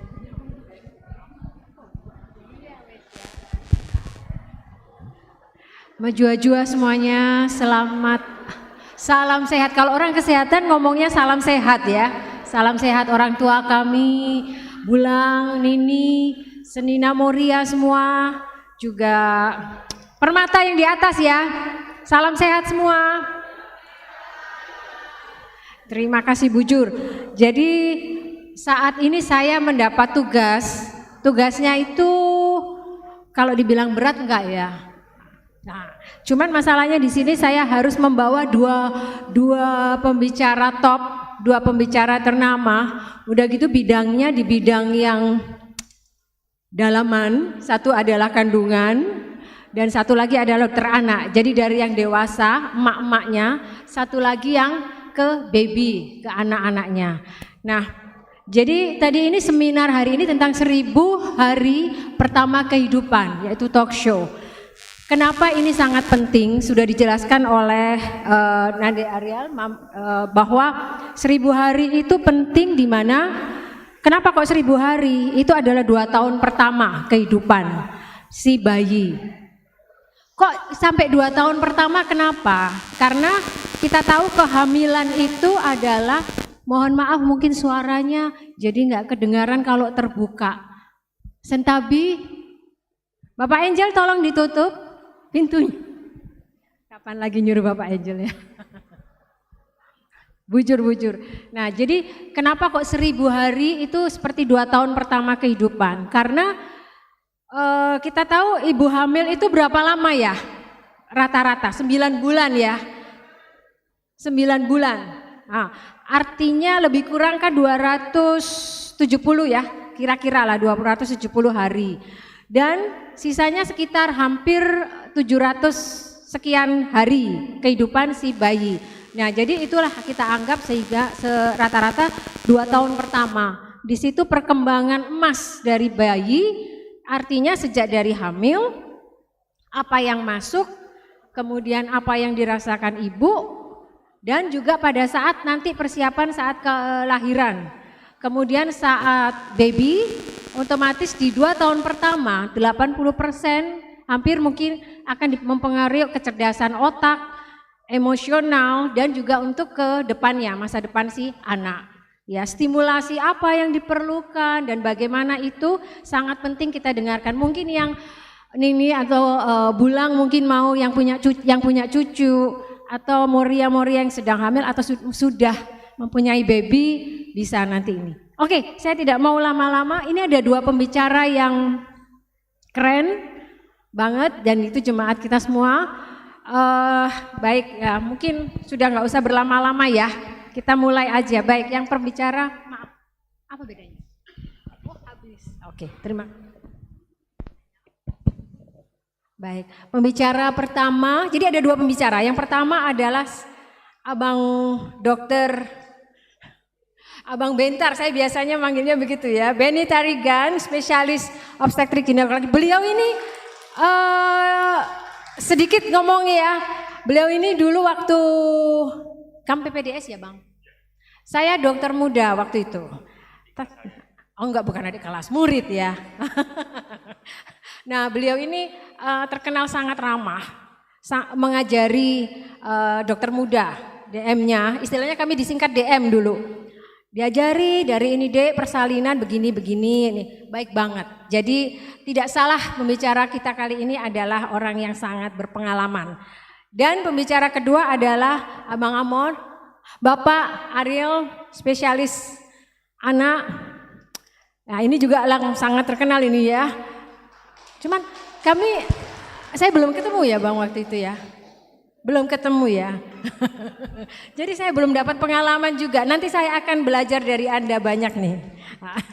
Nah, jadi beliau adalah pembicara kita kali ini, tentunya sangat bermanfaat.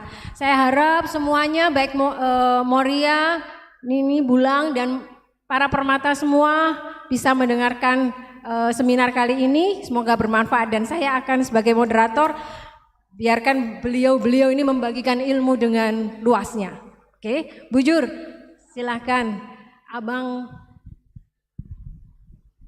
bentar dulu ya. Ini slide-nya mungkin udah dipersiapkan kah? Selamat siang semuanya. Baik, terima kasih. Boleh duduk ya, duduk aja. Bang, kalau saya harus berdiri Bang, karena saya kecil, nanti nggak kelihatan. Pada hari ini saya diberi amanat dan tugas dari Moria untuk menyampaikan sedikit ilmu mengenai 1000 pertama yang penting pada hari pertama kehidupan. Hal ini penting bagi buat yang mau berencana memiliki keturunan ataupun sudah lahir tapi masih belum tahu betapa pentingnya 1000 hari pertama. Jadi 1000 hari pertama ini dibagi 2, yaitu 9 bulan dalam kandungan atau kehamilan, kemudian 2 tahun pertama setelah lahir. Jadi kenapa penting? Karena disitulah titik awal untuk pada anak kecil ini menghadapi tantangan yang akan dihadapi di masa mendatang. Jadi slide pertama ini 1000 hari ini adalah bisa dilihat adalah masa awal kehidupan, di mana dibagi dua, 270 hari itu kita sering disebut yaitu 9 bulan 10 hari selama kehamilan, kemudian sisanya yaitu 370 hari itu kehidupan. Jadi perlu dipertimbangkan dan perlu diperhatikan bahwa yang penting pada saat kehamilan mulai dari sebelum hamil itu biasanya ada semacam konseling mengenai pra kehamilan. Ini untuk ibu-ibu muda atau pasangan usia subur setelah menikah, ini memang perlu dipersiapkan untuk menghadapi kehamilannya. Karena pada waktu kehamilan ini akan melibatkan baik dari sisi kesehatan ibu maupun segi emosionalnya. Biasanya banyak yang belum siap atau masih belum tahu bagaimana kehamilan itu, kan masih awal pada kehamilan pertama. Jadi untuk kehamilan, pada kehamilan yang baru dihadapi, slide berikutnya, bahwa kehamilan ini akan dipengaruhi oleh berbagai sebab. Satu, mengenai kesehatan, baik dari berupa makanan ataupun dari kondisi, yaitu adanya penyakit-penyakit yang akan diderita selama kehamilan. Jadi saat dalam kandungan itu merupakan masa penting pertumbuhan organ-organ dan dilanjutkan perkembangannya dalam masa 2 tahun setelah kelahiran. Jadi pada waktu kehamilan, masa yang paling penting pembentukan organ itu lengkap mulai dari 0 sampai 16 minggu atau 4 bulan masa kehamilan. Disitulah organ tumbuh secara sehat, dan disitu juga masa rawan akan terjadinya banyak kecacatan, yaitu mulai adanya gangguan perkembangan organ maupun perkembangan otaknya. Jadi kalau yang bertanggung jawab adanya kelainan biasanya akibat infeksi yang sering kita kenal, yaitu TORCH, toksoplasma, kemudian rubella, dan yang lain-lain. Itu ditularkan melalui, sebenarnya gampang ya, hanya karena kelalaian kita, yaitu kita tidak pernah melakukan cuci tangan. Jadi yang paling sering itu toksoplasma itu penularannya melalui makanan, melalui mulut. Jadi kalau kita sering, ibu-ibu suka menanam tanaman, kemudian yang lain-lain bersih-bersih, melihat ada hidangan di meja itu, kemudian tanpa pikir panjang langsung mengambil, dimakan. Nah, disitulah akhirnya berkembang. Jadi kuman ini menetas di dalam usus si ibu, kemudian dia masuk melalui plasenta, jadi ari-ari dari bayi. Karena ukuran kumannya lebih kecil sehingga dia gampang masuk, akhirnya merusak organ bayi. Sering kita lihat bayi yang lahir ada bibir sumbing, kemudian tangannya tidak utuh, atau kemudian kepalanya tidak ada batok kepalanya, sering karena itu ibu ya. Jadi sebenarnya mudah, hanya perlu cuci tangan aja. Itu yang pertama. Kemudian yang kedua, waktu 2 tahun setelah kelahiran, di sini dalam suatu kehamilan, setelah semua organ terbentuk, itu pada dasarnya hanya bahan dasarnya aja, karena dia bahan bakunya dari dalam kandungan. Baru setelah dia melahirkan, kemampuan otak itu dipengaruhi oleh lingkungan, bagaimana kita mengajari anak-anak tersebut untuk mengenali keadaan sekitarnya. Jadi makanya kenapa 1000 hari pertama itu penting. Sebagian pada waktu kehamilan atau dalam kandungan itu mempersiapkan bahan yang akan kita olah setelah melahirkan. Setelah lahir baru tugas orang tua untuk menanamkan bagaimana ilmu pengetahuan dan kemampuan mengenal lingkungan secara baik. Di sini waktu 2 tahun setelah kelahiran, anak mulai beradaptasi dengan lingkungannya, serta perkembangan fungsi kognitif, yaitu kemampuan otak untuk mencerna semua informasi yang diterima oleh panca indera. Jadi setelah lahir, tugas orang tua untuk mengenalkan secara baik kepada anak apakah itu lingkungan itu.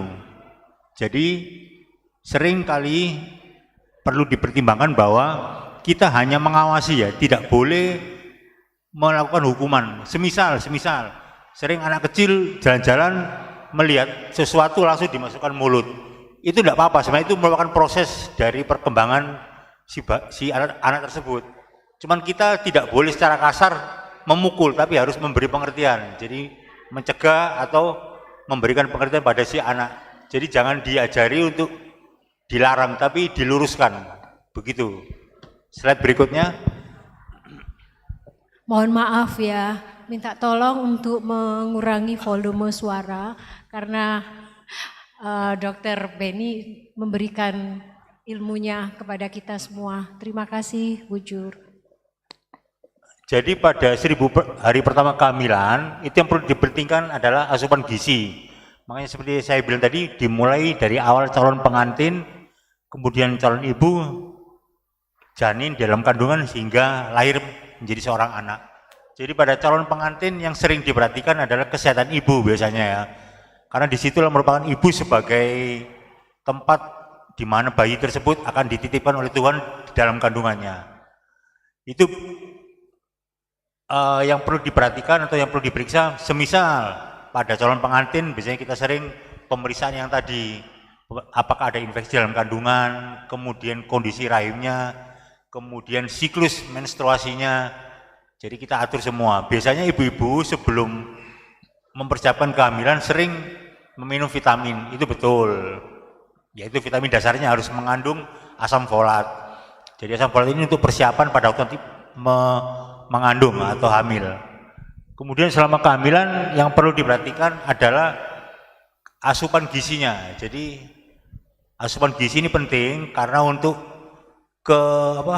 kesehatan ibu dan anak. Perlu diingat bahwa orang hamil itu sudah ada satu nyawa yang telah dititipkan Tuhan di dalam rahim ibu tersebut. Kemudian pada waktu proses dia mulai tumbuh mulai dari calon bayi, kemudian jadi janin, sampai akhirnya 9 bulan lahir, itu juga perlu diawasi, yaitu dengan pemeriksaan rutin selama kehamilan. Jadi pada trimester pertama atau pada 12 minggu atau 14 minggu itu minimal 2 kali biasanya. Dan itu bisa dipakai dengan rumus paling mudah, yaitu sebulan sekali. Bisa kita melakukan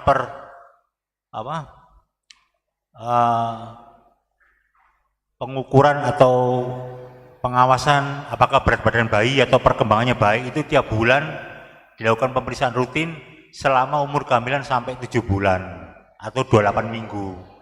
Kemudian trimester 2 itu setiap 2 minggu, jadi 28 minggu sampai umur 36 minggu.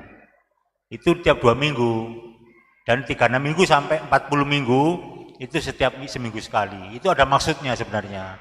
Jadi kalau pada usia 0 sampai 28 minggu itu kenapa kok setiap bulan? Karena perkembangan bayi pada saat itu pertumbuhannya stabil. Berapapun berat badan ibu bayi bertambah, misalnya ibunya makan beratnya 1 kilo naik besoknya 5 kilo, bayinya tetap perkembangannya masih konstan sekitar 50 sampai 100 gram.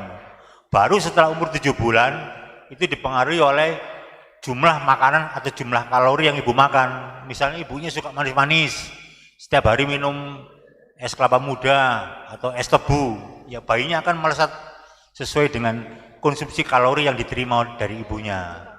Nah yang trimester terakhir, umur 36 sampai 40, itu ada 2 maksudnya. Kenapa kok tiap minggu? Karena di situ rawan terjadi berkurangnya air ketuban, karena ibu-ibu kan pada waktu masih hamil pertama tidak berpengalaman ya, sehingga keluar cairan itu dianggap mungkin buang air kecil, padahal sebenarnya sering terjadi perembesan air ketuban sehingga ketubannya habis. Pada waktu kita kontrol sudah habis, sudah terlambat. Makanya kalau sudah terlambat ya mau tidak mau harus dilakukan tindakan yang emergensi, yaitu dengan dilakukan operasi sesar. Padahal sebenarnya ibunya bisa lahir normal, bisa sebenarnya.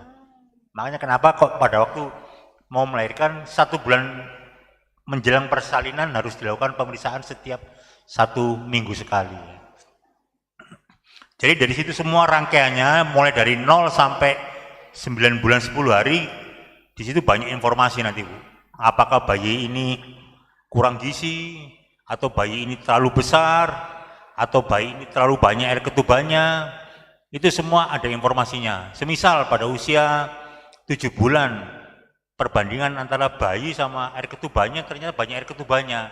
Di situ biasanya dokternya sudah curiga bahwa beberapa penyakit yang menyebabkan jumlah air ketuban lebih banyak daripada bayinya itu biasanya mengarah kepada organ bayi, yaitu adanya gangguan pertumbuhan ginjal di bayi. Hampir dipastikan bayi ini kemungkinan ada infeksi biasanya, yaitu tadi toksoplasma.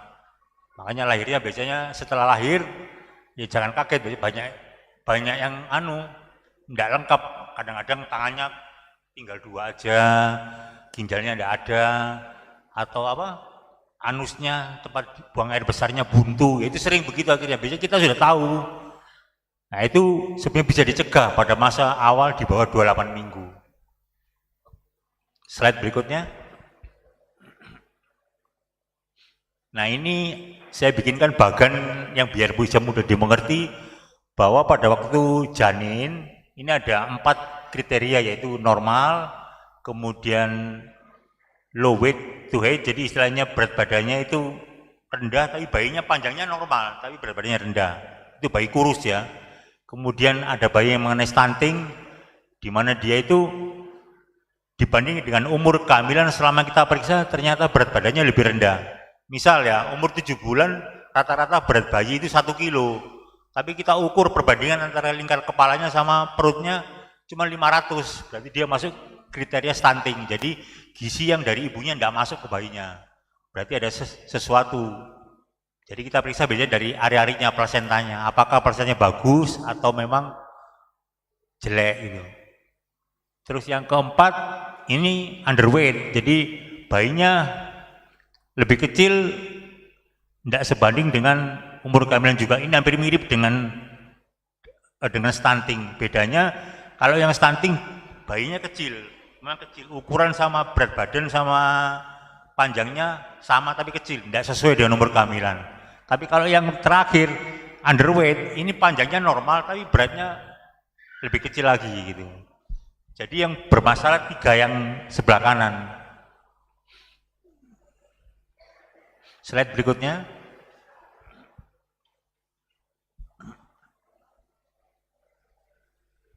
Nah ini aja, pada periode 270 masa kehamilan, ini ada bagannya ya, yang biru itu.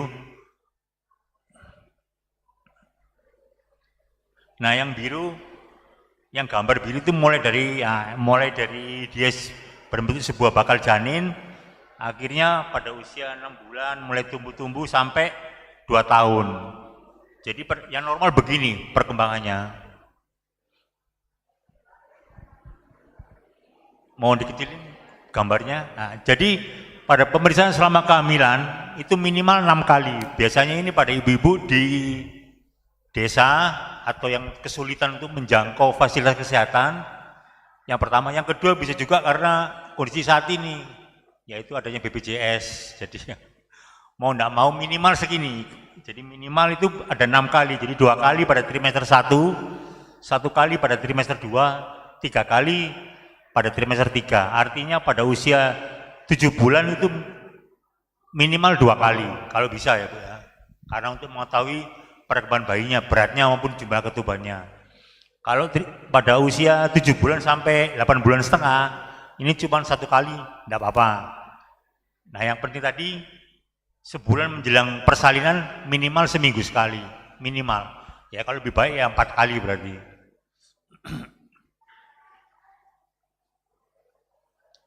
Jadi pada selama kehamilan ini biasanya yang perlu ditekankan yaitu adanya penjelasan mengenai pentingnya ASI besoknya pada waktu melahirkan.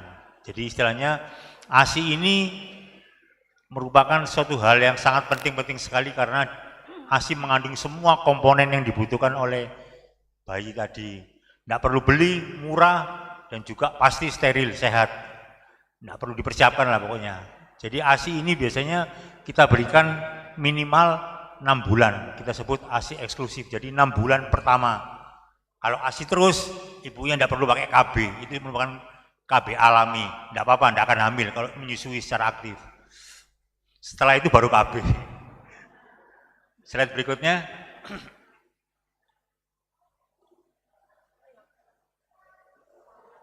Nah, ini rincian nutrisi atau makanan yang paling penting selama di dalam kehamilan atau dalam kandungan, yaitu perlunya asam folat. Jadi asam folat ini penting karena untuk mencegah terjadinya kelainan pada otak dan turunannya. Biasanya dia itu merupakan, kalau kita bilang untuk saya kalau menjelaskan ke pasien itu, ini merupakan lem dari tulang belakang. Lem. Jadi kalau dia itu kurang, biasanya nanti tulang belakangnya akan terbuka sehingga banyak kelainan. Mulai dari sininya ada benjolannya, jadi otak depan keluar, di sini keluar, sampai di sini ada benjolan. Jadi akhirnya bisa dikoreksi, tapi kan nanti kan kasihan bayinya, kebanyakan akan menjadikan kelainan ya. Itu kalau asam folatnya kurang. Ini kita berikan sebelum hamil sampai selama kehamilan. Kemudian zat besi. Zat besi ini yaitu kita berikan untuk untuk menambah kadar HB atau zat darah merah pada ibu hamil. Kenapa? Karena selama kehamilan nanti akan terjadi pengenceran darah. Selama kehamilan nanti ada produksi dari pengencer darah lebih cepat dibanding produksi dari sel darah merah. Makanya saya sering ibu-ibu pada waktu usia kehamilannya 4 bulan ke atas sering merasa pusing, tapi dicek normal. Tapi pusing kenapa? Karena memang sel darah merahnya itu jadi lebih rendah karena pengencernya lebih banyak diproduksi selama kehamilan. Maka perlunya Fa atau zat besi diberikan supaya dia bisa mengimbangi percepatan produksi dari plasma, yaitu pengencer darah tadi. Kemudian yang lain-lain protein. Ini protein ini penting untuk pembentukan otak, daging ya bagi bayi sehingga bayinya besok akan jadi sehat dan jadi cerdas. Kalsium dan vitamin D. Kalsium dan vitamin D ini fungsi utamanya pada tulang bayi dan juga ibu. Kalau berkurang biasanya bayinya akan mengambil porsi kalsium dari ibunya. Makanya sering pada ibu-ibu yang kurang kalsium sering mengeluh punggungnya sakit, pinggangnya sakit. Makanya itu sebenarnya bukan apa-apa karena memang jatah kalsiumnya diambil bayinya. Makanya perlu asupan kalsium dari luar. Yang berikutnya lemak sehat. Nah ini lemak sehat ini sebenarnya penting juga, yaitu bahwa kita tidak ada pembatasan. Jadi lemak sehat itu kita dapatkan kalau untuk bayi waktu kita periksa, mungkin ibunya tidak mau makan jadi kurus atau mungkin menjaga kelangsingan katanya biar lebih menarik, tapi tidak ingat bayinya. Biasanya kita lihat untuk memicu terjadinya percepatan penambahan berat bayi, kita berikan asam lemak sehat. Itu banyak di buah-buahan biasanya. Ya paling sering kita kasih buah apokat aja Bu ya, gampang-gampangan. Buat bikin jus apokat lebih enak biasanya. Jadi dia bisa memberikan asupan buat bayinya.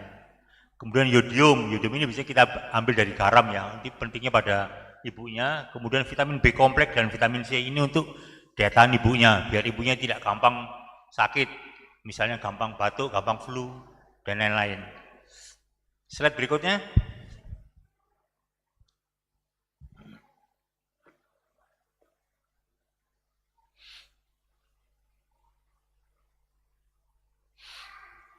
Jadi pada prinsipnya selama pemenuhan gizi selama kehamilan itu diarahkan untuk memberikan gizi yang seimbang untuk mencegah kekurangan energi kronik.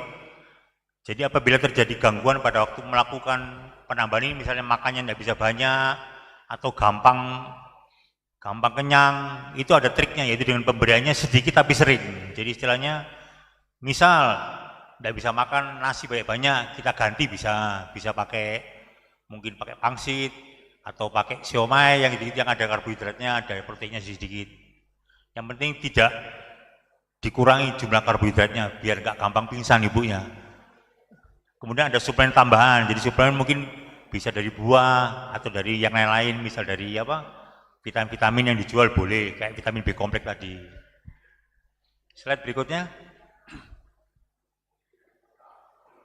Nah ini seperti yang saya bilang tadi, bahwa pemenuhan gizi setelah melahirkan itu dibagi 2 fase atau 2 tahap. Itu pada usia 0 sampai 6 bulan setelah melahirkan, makanya perlunya ASI, yaitu yang tadi bahwa ASI ini disebut ASI eksklusif, jadi tidak ada makanan yang lain harus yang ditambahkan selain ASI, cukup ASI selama 6 bulan pertama. Misal produksinya terlalu banyak, tidak apa-apa, dipompa, disimpan di botol bayi, nanti pada waktu bayinya butuh, tinggal dihangatkan saja. Taruh di kulkas Ibu ya, jangan di freezer nanti jadi es ASI nanti, di luarnya aja. Yang penting biar awet. Kemudian untuk ibunya selama menyusui, yang tadi baru diberikan protein-protein yang ada di sekitarnya, bisa hewani, yaitu ikan, itu dengan komposisinya 76 sampai 77 gram per hari. Jadi kalau dihitung misalnya ya cukup 1 ekor ikan atau 1 potong paha daging ayam. Kemudian vitamin dan juga mineral. Untuk yang tahap kedua pada usia 6 bulan sampai 24 bulan, nah ini kalau ASI-nya sudah masih banyak, bisa dilakukan pemberian tambahan selain ASI, misalnya bubur atau biskuit bayi. Gunanya untuk apa?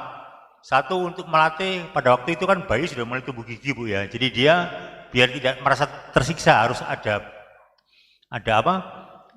bahan yang harus digigit untuk bayinya, itu yang pertama. Terus yang kedua, pada usia di atas 6 bulan itu prosesi pencernaan sudah mulai bekerja, jadi butuh tambahan yang berupa makanan padat. ASI kan cair, jadi kita kasih makanan padat biar nanti ususnya atau pencernaan yang lain bisa terlatih gitu. Ya, berikutnya, slide berikutnya.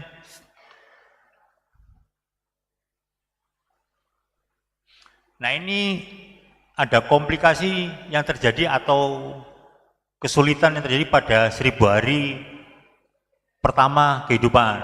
Jadi yang nomor 1 ini biasanya dalam kandungan yang tadi saya sebutkan, ada stunting, yaitu tubuhnya pendek, kemudian berat badan lahirnya rendah, misalnya sudah 9 bulan tapi kok lahirnya cuma 2,5 kilo, 2 kilo 1 on, 2 kilo 2 on, berarti kurang, berarti ya nanti kedepannya butuh asupan yang ekstra untuk mengejar ketertinggalannya ini.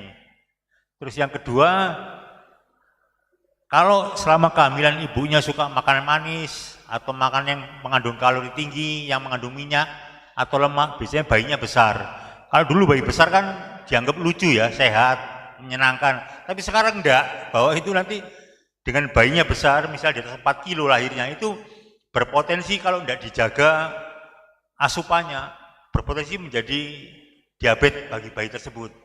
Banyak menjadikan penyakit diabetes sama serangan jantung, itu prekursornya.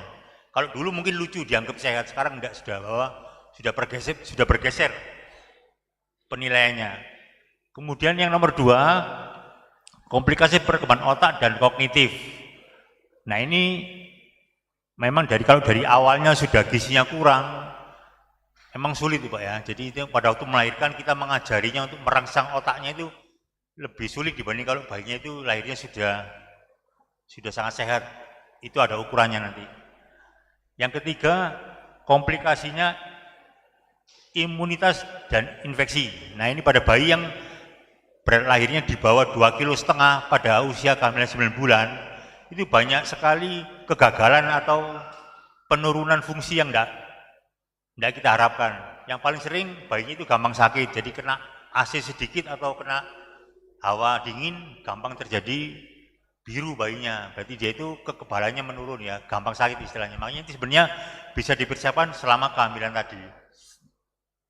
Yang keempat, ini komplikasi pada ibu. Jadi pada ibu sebenarnya juga ada ukurannya, bahwa selama kehamilan itu kita ukur pada kehamilan pada waktu awal, waktu dihamil pertama berapa berat badannya. Jadi kita ada patokannya di kandungan itu ada tiga patokan. Jadi penambahan berat badan ringan, sedang, berat. Jadi istilahnya kalau ibunya misal hamil pertama berat badannya 50 kg. Jadi selama 9 bulan paling kecil atau paling ringan atau paling sedikit penambahan berat badannya itu 6 kilo. Jadi 50 plus 6. Meskipun dia tidak mau makan harus 6 kilo. Gunanya kenapa? Karena kalau dia kurang dari 6 kilo, pertumbuhan bayi sama ari-arinya mengecil, sehingga resikonya bayinya kurus, tidak sehat, tidak pinter. imunnya menurun, ketubannya habis. Kalau di bawah 6 biasanya. Atau ibunya suka makan, yang paling ideal 6 sampai 11 kilo, itu paling ideal. Jadi 50 kg pada waktu dia hamil, dicek dokter ya, tes pack positif 50 kilo, paling ideal 6 sampai 12 kilo penambahnya selama 9 bulan. Bisa kita bagi 1 bulan pertama maksimal 2 kilo, nanti memasuki 7 bulan maksimal 1 kilo. 7 bulan sampai 9 bulan setengah kilo setiap minggu pertambahannya, itu yang ideal. Nah kalau yang ibunya gemuk misalnya, pada waktu terjadinya kehamilan beratnya 75 kilo, nah itu tidak boleh dia harus di bawah 6 kilo, maksimal 6 kilo. Jadi 75 sebulan ya setengah kilo sampai 9 bulan. Kenapa? Karena kalau dia lebih dari 6 kilo, kan dia sudah besar, 75 kilo, berarti lemaknya tinggi. Nah itu prekursor terjadinya hipertensi dalam kehamilan. Jadi ibunya gampang darah tinggi nanti. Nanti kalau sudah darah tinggi, bayinya kecil, ketubannya habis, ya mau tidak mau harus dilahirkan. Karena nanti terjadi gangguan yang tidak diinginkan, yaitu bayinya meninggal dalam kandungan. Slide berikutnya, belum. Yang kelima, dampak psikososial dan jangka panjang. Nah ini dampaknya kalau bayinya sudah tidak sehat, itu nanti mempunyai dampak yang tidak enak pada waktu dewasa, di mana dia nanti gampang lelah, gampang capek. Jadi akhirnya kalau kerja ya males-malesan, gimana dong, dia memang daya tahan tubuhnya rendah. Jadi akhirnya sering prestasinya tidak ada. Kemudian kalau dikasih tugas tidak pernah selesai, tidak dikerjakan. Kemudian juga yang kelima yang paling gak enak itu perilaku dan emosionalnya. Jadi dia mudah marah karena dia merasa bahwa dia sering mengalami kegagalan, tidak bisa berhasil. Dia jadi iri sama yang lain-lainnya, gampang marah, mudah tersinggung. Kemudian depresi. Nah yang paling tidak inginkan kalau dia sudah antisosial ya, mengurung diri ya, jadi sulit nanti jadinya, mudah terjadi kelainan yaitu ODGJ nanti. Ya, slide berikutnya.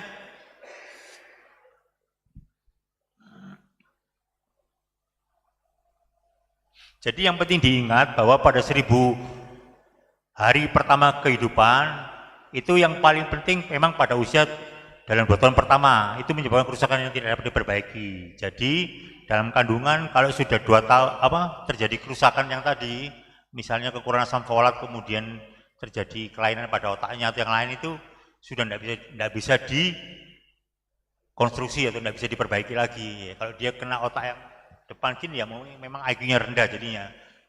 Jadi makanya perlu kita wanti-wanti bahwa yang penting selama kehamilan ya kita menjaga kualitas bayinya bagaimana, sehingga nanti kalau lahir tidak akan terjadi yang tadi, komplikasi yang tadi yang saya sebutkan sebelumnya. Ya, berikutnya, slide berikutnya. Dah, selesai, bujur meliala. Baik, terima kasih Dokter Bentar. Ini sangat menarik sekali ya. Ternyata penting banget dalam 1000 hari pertama, khususnya 270 dan 300 berapa tadi dok? Untuk pertama kali kehamilan itu ya. Jadi persiapannya adalah saat calon pengantin, calon ibu yang akan hamil, terus kemudian kesehatannya ya selama kehamilan maupun persiapan dalam persalinan. Nanti kita akan kupas di pertanyaan nanti ya dari audiens semua.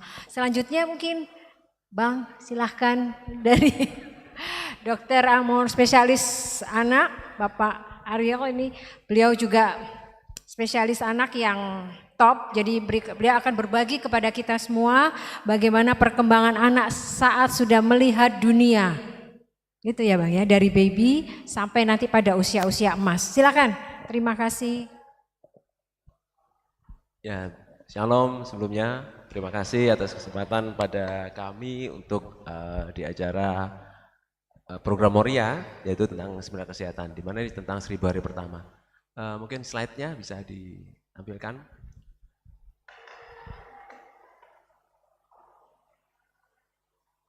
Jadi 1000 hari pertama itu kalau menurut kami itu adalah semacam suatu investasi.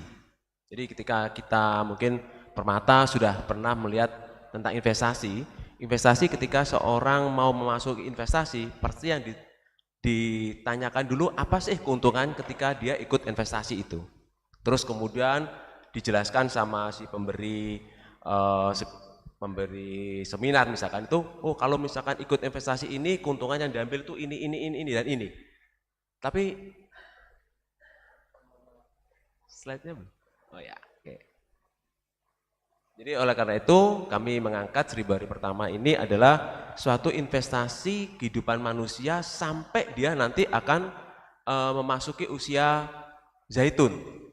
Karena itu nanti akan berpengaruh terhadap kehidupan seseorang anak. Jadi di sini dari kami dari bidang pediatri anak-anak, jadi 1000 APK adalah fondasi utama penentu kualitas masa depan. Slide berikutnya. Jadi 1000 hari pertama ini terdiri dari 2 bagian, yaitu yang tadi dijelaskan sama Dr. Benny, yaitu 9 bulan atau 270 hari, itu ketika seorang bayi masih dalam kandungan. Kemudian kami dari bidang anak-anak itu 24 bulan atau 730 hari. Slide berikutnya. Jadi ini tadi yang dijelaskan oleh Dr. Benny, yaitu ketika seorang bayi mulai masa konsepsi, kemudian sampai umur 9 bulan, ini yang terjadi. Slide berikutnya. Nah, ini yang kami dari bidang pediatri, kami dari bidang anak-anak itu apa sih yang kita lakukan ketika seorang bayi baru lahir sampai usia 730 hari atau 2 tahun pertama. Itu adalah suatu masa yang betul-betul sangat krusial. Kenapa? Karena masa 2 tahun pertama itu adalah kita sebut window of opportunity atau golden period. Kenapa? Karena itu adalah suatu masa di mana itu masa yang tidak bisa diulang. Artinya ketika seorang bayi lahir sampai umur 2 tahun, itu kalau dia mengalami sesuatu yang salah, mengalami suatu pemberian dari nutrisi, stimulasi, kemudian pemberian perlindungannya, akan terbawa sampai anak itu dewasa, sampai anak itu ke usia zaitun. Kenapa? Karena ternyata berdasarkan penelitian, banyak penyakit-penyakit yang terjadi di usia dewasa atau di usia zaitun lansia itu sangat dipengaruhi oleh masa 2 tahun pertama. Slide berikutnya. Jadi ini yang terjadi pada pertumbuhan seorang anak. Jadi di umur 0 sampai ketika seorang bayi lahir sampai 3 tahun itu adalah sudah hampir lebih dikatakan hampir 80%. Itu otak manusia itu dibentuk di usia segitu. Jadi di usia itu tidak boleh terjadi kesalahan, baik dari nutrisinya, stimulasinya, kemudian penyakit-penyakit apa sih yang harus kita cegah di usia itu agar harapan kita seorang bayi yang lahir itu memiliki kualitas hidup yang baik. Di usia nanti dewasa dia tidak terhindar dari penyakit-penyakit metabolisme. Slide berikutnya. Nah, ini yang kita, jadi sebenarnya 1000 HBK itu di sini kuncinya di sini.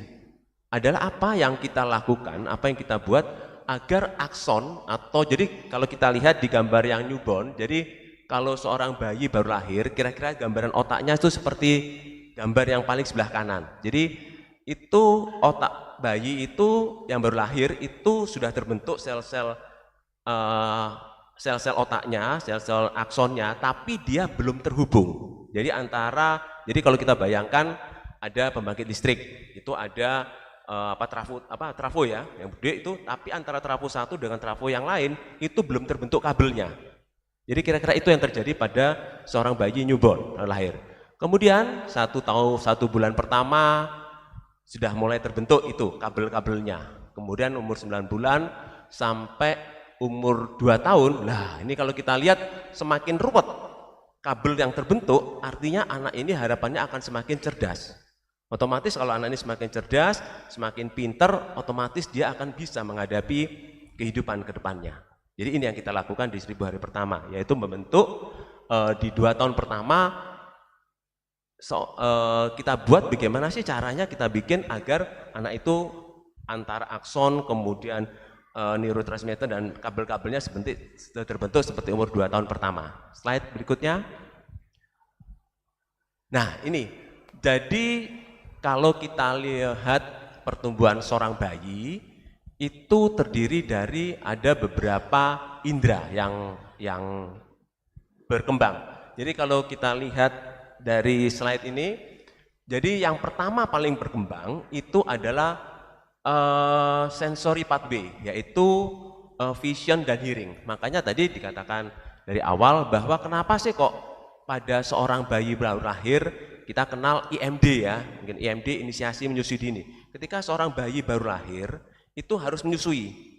Kemudian kenapa proses menyusui itu ternyata sangat berkembangkan sensori dan sensori pathway-nya. Jadi ketika seorang bayi baru lahir, kalau mungkin Dr. Benny yang udah biasa seksio, itu begitu lahir, bayinya itu langsung ditaruh di dada ibu. Tujuannya apa? Agar berkembang vision. Kenapa vision? Karena ibu melihat mata bayi. Mata bayi, kemudian melihat ibu, itu akan terhubung suatu connecting, yang bahkan berkembang sampai umur, kalau kita lihat itu sampai puncaknya sampai umur 5 bulan, 6 bulan. Kemudian ketika seorang ibu menyusui, itu kan biasanya nggak cuma menyusui, dia akan bercerita atau orang nyanyi atau gimana, itu sangat berkembang untuk meningkatkan vision dan hearing seorang bayi.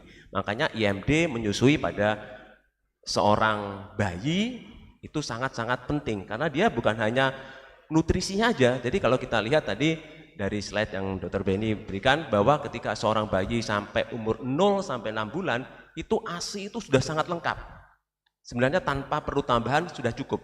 Tetapi ternyata bukan hanya nutrisinya yang dapat, tetapi di sini, yaitu perkembangan vision dan hearing. Ketika si ibu menatap si bayi menatap si ibu, kemudian ada rangsangan pada dada ibu, kemudian si ibu menyanyi, bercerita pada si bayi, itu ternyata adalah masa yang paling penting untuk meningkatkan sensory pathway. Kemudian kita lihat ini mulai language itu agak belakangan, yaitu mulai umur 9 bulan. Nah ini kalau mungkin orang tua kita zaman dulu itu angka kejadian speech delay, keterlambatan bicara zaman dulu itu kok kayaknya jarang ya. Kenapa? Karena kalau orang tua kita zaman dulu mungkin istilahnya kalau orang bilang tuh ngudang bayi. Ngudang bayi itu apa ya? Bercerita ya, bersenandung, bercerita, kemudian bayinya itu ngobrol. Tapi saat ini 5 tahun terakhir ini angka kejadian speech delay itu sangat banyak. Kenapa? Ini semua digantikan oleh ini. Semuanya digantikan oleh handphone. Jadi kami sering bertemu di tempat praktek atau rumah sakit, seorang bayi itu yang begitu kecanduannya terhadap handphone. Bahkan sampai gulung-gulung, sampai saya itu bingung, kenapa Bu kok nangis? Minta handphone. Jadi kalau kita lihat 5 tahun terakhir belakang ini, antara angka kejadian speech delay itu sangat-sangat tinggi. Kenapa? Karena ini tadi masa-masa krusial di mana umur dari 0 sampai 1 tahun pertama atau bahkan 2 tahun pertama itu digantikan oleh handphone. Terus yang kedua yaitu kognitif. Nah, kognitif ini yang paling belakangan. Slide berikutnya. Nah, ini satu hal yang perlu kita pahami, dan ini mungkin akan merubah sedikit paradigma kita. Kalau zaman dulu orang selalu berpikir, oh anaknya pinter. Kenapa? Karena bapaknya sama ibunya pinter. Oh anaknya petani, ibunya petani, oh pantesan anaknya jadi petani. Ternyata sekarang tidak. Berdasarkan penelitian dikatakan 73% ternyata perkembangan seorang anak menjadi dewasa itu sangat dipengaruhi oleh nutrisi dan faktor stimulasi. Jadi faktor genetik itu hanya kurang lebih sekitar 27%. Jadi ini artinya tidak ada alasan, oh kalau bapaknya pendek, anaknya jadi pendek. Atau kalau bapak ibunya pendek, anaknya jadi pendek. Memang faktor genetik berpengaruh, tapi ternyata itu hanya kurang lebih penelitian mengatakan 27%. Yang 73% itu ternyata faktor lingkungan. Makanya saat ini yang paling berkembang di kami pediatri anak-anak itu adalah epigenetik. Apa itu epigenetik? Epigenetik itu adalah suatu upaya kita baik secara stimulasi maupun secara nutrisi untuk merubah genetik seseorang. Bapak ibunya yang dulu pendek akan jadi anaknya lebih tinggi. Contoh kami Ariel itu tinggi sekarang, lebih tinggi dari kamu. Ya. Terus ternyata nutrisi, kemudian stimulasi dan genetik. Genetik pun juga gitu. Jadi ketika seorang ayah, ibu, mungkin kalau diukur, ayahnya, ibunya, IQ-nya misalkan segini, biasalah. Tapi ternyata anaknya tuh bisa dibuat, bukan dibuat tanda kutip ya, dibuat tanda kutip ada kita lakukan nutrisi, kemudian stimulasi, itu bisa anaknya itu nanti genetiknya lebih, secara IQ-nya lebih tinggi dibandingkan orang tua. Tapi tentunya ada suatu ilmunya, yaitu 1000 hari pertama yang tadi dijelaskan sama Dr. Benny, mulai dari persiapan konsepsi, seorang ibu mulai hamil, kemudian sampai 2 tahun pertama. Slide berikutnya. Nah ini tadi ya, jadi ini memang betul-betul ada suatu perbedaan antara gambaran otak seorang bayi, anak normal dengan stunted. Stunted ini anak dengan kekurangan gizi, kekurangan nutrisi. Slide berikutnya. Nah ini, jadi kalau kita rangkum dari semuanya, itu ternyata yang paling penting pada anak-anak itu di usia 2 tahun pertama itu adalah asah, asih, dan asuh. Mungkin asuh dulu ya, asuh itu apa? Nutrisi. Jadi nutrisi itu begitu pentingnya. Begitu seorang bayi berlahir, 6 bulan pertama dipenuhi oleh ASI, kemudian setelah lewat dari 6 bulan harus diberikan tambahan makronutrien dan mikronutrien seperti protein, lemak, karbohidrat, kemudian penambahan zat besi, kemudian ASI.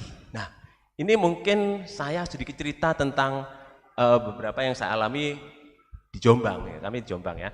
Jadi itu ada pasien opname. Jadi salah satu yang asih ini adalah memberikan rasa aman pada seorang bayi. Terus bayi itu, anak itu datang umur kurang lebih setahun, 2 tahun 8 bulan, 9 bulan. Anak itu datang kepada kami opname dengan keluhan diare. Tapi sebenarnya yang jadi masalah bukan diarenya. Loh Bu, kenapa kepalanya kok merah anak ini? Kejatuhan handphone dok. Nah jadi seperti itu. Jadi rasa aman yang diberikan pada seorang bayi itu bukan cuma bukan rasa aman dari lingkungan dan sebagainya, tapi justru juga rasa aman dari kita orang tua. Jadi mungkin tadi kita nggak bisa nyalahkan kenapa sih begitu anak banyak begitu tergantungnya terhadap handphone. Ternyata kasus yang kita alami juga gitu. Jadi anak itu sebenarnya datang ke rumah sakit memang ada muntah dan diarenya, tapi yang jadi masalah ibunya itu khawatir ternyata kepalanya itu kejatuhan handphone. Nah itu jadi dalam kasus ini ada rasa aman yang tidak didapatkan pada anak ini, otomatis juga akan berpengaruh nanti jatuhnya entah di mana. Kalau kena di ubun-ubun fontanella mayor atau minor yang belum nutup kan bisa pengaruh juga terhadap perkembangan otak seperti itu. Dan juga kemudian stimulasi itu penting. Slide berikutnya. Jadi intake homeosisnya ternyata 1000 hari pertama adalah masa yang sangat penting, diikuti dengan pemberian nutrisi, stimulasi, dan itu merupakan suatu fondasi untuk rasa kehidupan bagi anak berikutnya. Terima kasih. Selamat siang. Terima kasih Dr. Amor Ginting untuk ilmu yang sudah dibagikan pada kami semua. Menarik sekali ya.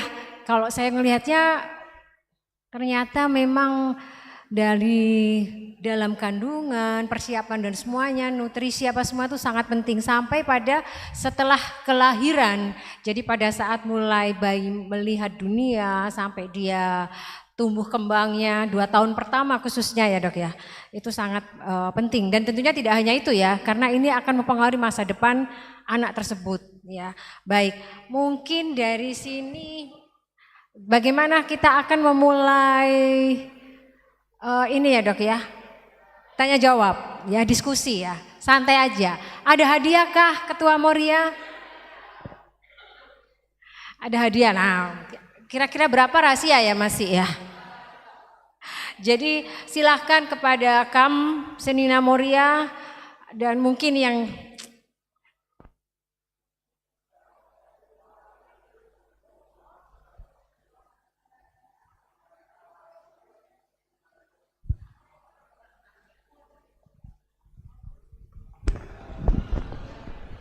Oke, kepada mungkin Nenek, Bulang, ada yang ingin bertanyakan. Mamre mungkin bisa, Permata juga bisa, silahkan. Kayaknya banyak sekali nih.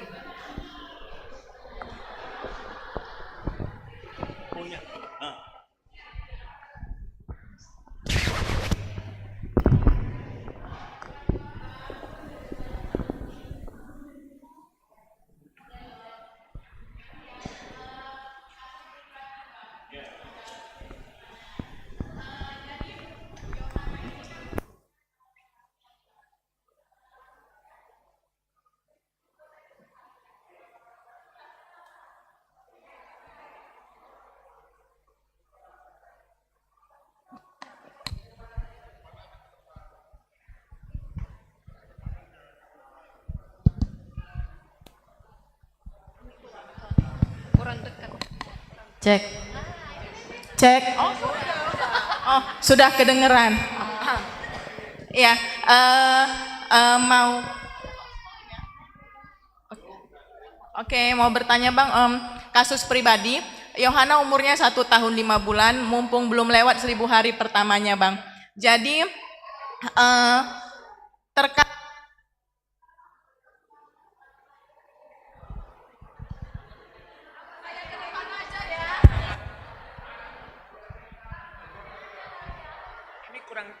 Cek. langsung dicek aja Yohananya ya. Sudah, udah. Ke depan aja. Oke. Oke. Apa langsung dicek aja Bang Yohananya ya? Udah saya bawa. Oke, langsung dicek kali ya. Iya Bang, kasus pribadi Bang. Jadi beberapa waktu Yohana umur beberapa bulan itu, saya sudah bawa beberapa kali ke dokter anak. Setelah lewat 6 bulan, saya tanya mengenai pemberian vitamin. Nah, waktu itu saya tanya apakah perlu didampingi dengan pemberian vitamin D atau zinc atau apalah gitu sebagai tambahannya gitu. Nah, pada saat itu katanya belum. Nah, kemudian beberapa bulan, sekitar 3 bulan yang lalu juga karena Yohana sakit, batuk pilek gitu, saya tanyakan lagi, apakah perlu ditambahkan vitaminnya untuk daya tahan tubuhnya atau apa? Masih dijawab belum juga. Nah, kemudian sebulan yang lalu itu akhirnya saya ganti dokter. Nah, dari dokternya itu langsung dijor-jorin dikasih vitamin D dan zinc gitu. Nah, pertanyaan saya Bang, sebenarnya pemberian vitamin itu seberapa penting untuk anak ini? Karena kalau kita bilang makanan gitu ya bisa dibantu. Tapi apakah pemberian vitamin ini sebegitu penting? Karena dari 2 dokter itu saya jadinya bingung Bang. Apa Yohana ini sudah telat saya kasih vitamin atau gimana gitu Bang? Dan selain vitamin D dan vitamin zinc, yang berguna untuk berikutnya itu mungkin apa vitamin apa lagi Bang gitu yang bisa dikasihkan untuk Yohana ini? Gitu Bang, bujur. Boleh. Oh, balik ke belakang kali ya? Ya. Balik ke belakang. Jadi untuk kasus pribadi ini ada 2 sudut pandang, yaitu pertama pada waktu kehamilan dulu bagaimana kondisinya. Ya, yang pertama yang waktu kehamilan, apakah selama kehamilan itu ada terjadi gangguan baik perkembangan maupun pertumbuhannya. Jadi misalnya pada waktu kontrol itu perkembangan bayinya itu sesuai garis yang telah ditetapkan atau ada kelainan, misalnya lebih kecil atau pertumbuhannya atau pertambahan berat badannya terlambat bagaimana. Jadi pada 1000 hari pertama kehidupan itu memang awalnya dimulai pada waktu dalam kandungan dulu. Apabila dia sudah lahir, kemudian sudah dites dokter, pada waktu ibu pulang sudah dalam keadaan sehat, tidak ada masalah. Nah, ini nanti yang berikutnya 2 tahun ke depan ini bagaimana? Jadi 2 tahun ke depan harap diperhatikan pada, mohon maaf, pada amor saya salah dulu. Jadi pada perkembangan 2 tahun pertama itu ada 5 atau 6 tahap pada bayi. Itu gampang, secara gampang kita lihat pada usia 6 bulan pertama itu dia harus sudah bisa tengkurap. Ya, jadi ada fasenya, tengkurap bagaimana, normal enggak. Habis tengkurap kemudian dia bisa duduk atau enggak pada tahun pertama. Misalnya 8 bulan harus sudah bisa duduk, 9 bulan. Kemudian setelah duduk dia merangkak, bisa enggak?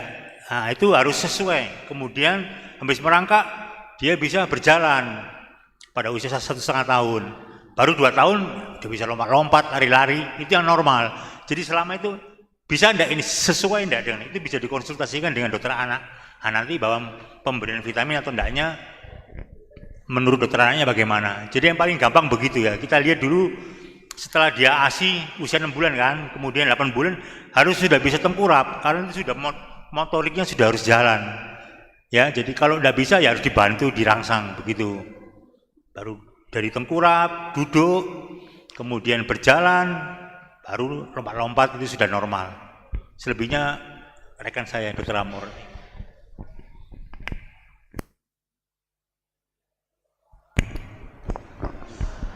Ya, terima kasih atas pertanyaan diberikan.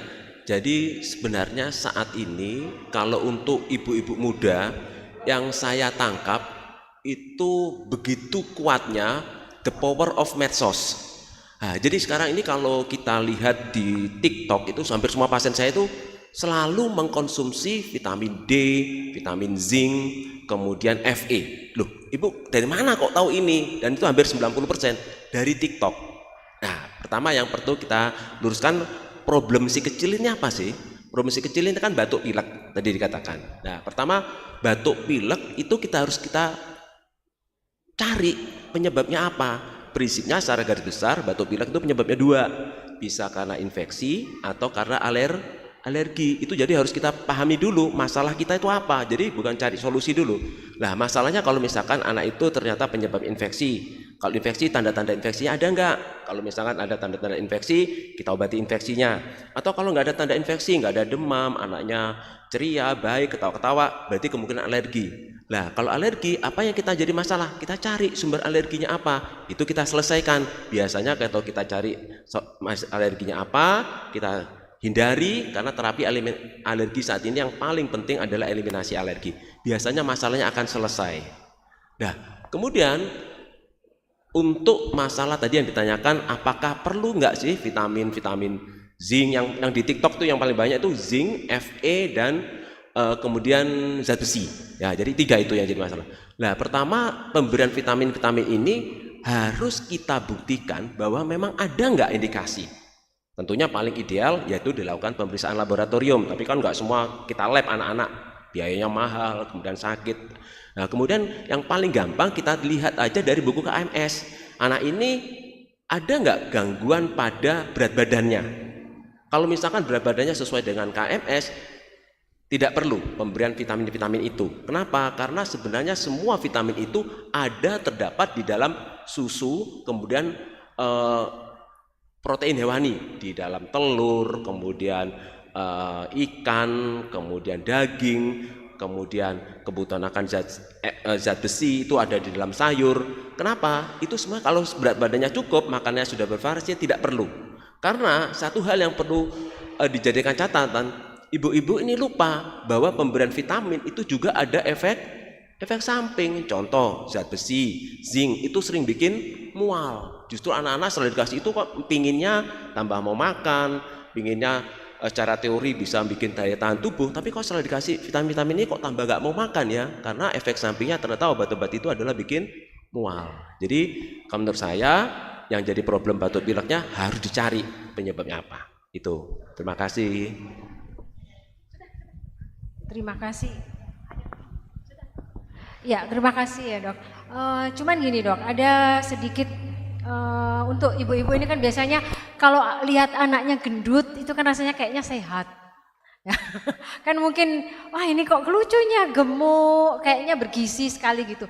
Nah kalau dalam tumbuh kembang, mungkin sebelum pertanyaan lagi ya, dalam tumbuh kembang anak, ini saya tadi ada sedikit pertanyaan nih dari titipan ini bahwa apa sih dok red flag atau peringatan dini untuk kita ngelihat tumbuh kembang anak ini yang perlu diwaspadai sebetulnya untuk orang tua. Kira-kira apa sih yang perlu dilihat? Sambil nanti pertanyaan lagi berikutnya, silakan.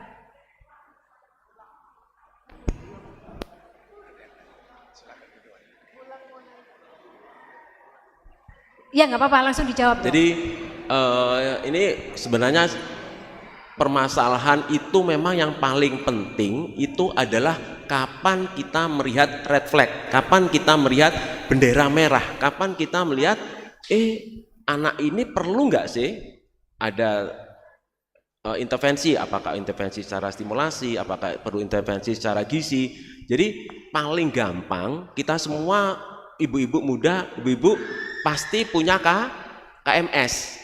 Nah, dari kartu menuju sehat. Kartu menuju sehat di situ udah ya, jelas. Iya, saya ingat itu dulu waktu ke dokter anak juga dikasih itu dok. Jadi ada KMS ya, Moria ya.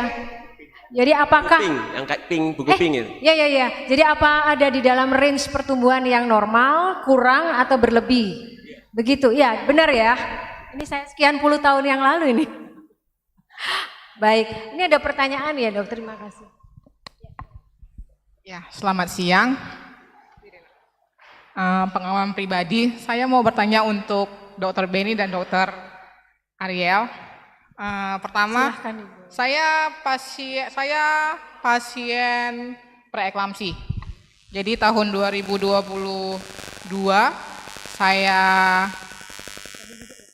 saya kena preeklamsi di usia kehamilan 4 bulan dan akhirnya anaknya meninggal di usia 7 bulan. Dari yang dokter Beni sudah katakan, dari usia kehamilan pertama sampai 3 bulan itu saya baik-baik saja. Jadi nutrisinya tercukupin, saya rasa sudah tercukupin ya. Karena anak pertama dan nunggu kehamilan itu hampir 2 tahun, saya rasa itu anak emas. Dan tetapi pada usia kehamilan 4 bulan saya kena preeklamsi. Di situ saya ke dokter spesialis kandungan, saya tanya, perlu nggak saya minum obat darah tinggi? Karena tiba-tiba tensinya tinggi. Dokternya bilang nggak perlu, dan nggak perlu. Itu sampai usia 5 bulan akhir nggak dikasih obat darah tinggi. Ya, akhirnya Tuhan berkehendak anaknya meninggal. Dari situ, jujur saya trauma untuk hamil lagi. Dan kemudian, setahun kemudian, dapat si kecil ini. Yang mau menjadi pertanyaan bagi saya, apa penyebab sebenarnya preeklamsi? Sebenarnya saya melihat ada beberapa, banyak tetangga-tetangga juga yang kena preeklamsi sampai pada akhirnya meninggal juga. Dan itu membuat saya juga takut untuk hamil lagi sebenarnya. Terus, itu pertanyaan pertama. Apakah gara-gara kekurangan gizi itu bisa menyebabkan preeklamsi, dan atau ketika kita sudah tercukupi gizinya, bahkan kita melakukan USG 4 dimensi, dibilang bayinya sehat, ini begitu, ya kita mengeluarkan cukup juga biaya untuk anak gitu, tapi pada akhirnya terjadi juga. Dan itu pertanyaan untuk dokter kandungan. Terus untuk dokter anak, saya mau nanya, bagaimana ketika seorang anak itu lahir tidak pakai ASI? Jadi dari awal dia susu botol, kemudian apakah gizinya terpenuhi, dan sekarang lagi ngetren yang namanya GTM. Salah satunya anak kami ini GTM-nya parah banget gitu kan. Jadi kalau dikasih nasi dia tidak akan mau. Ya kita sudah konsultasi juga sama dokter, tapi bahkan sampai sekarang ini usia 14 bulan, ini anak aktif sekali, tapi kalau dikasih nasi dia tidak akan mau.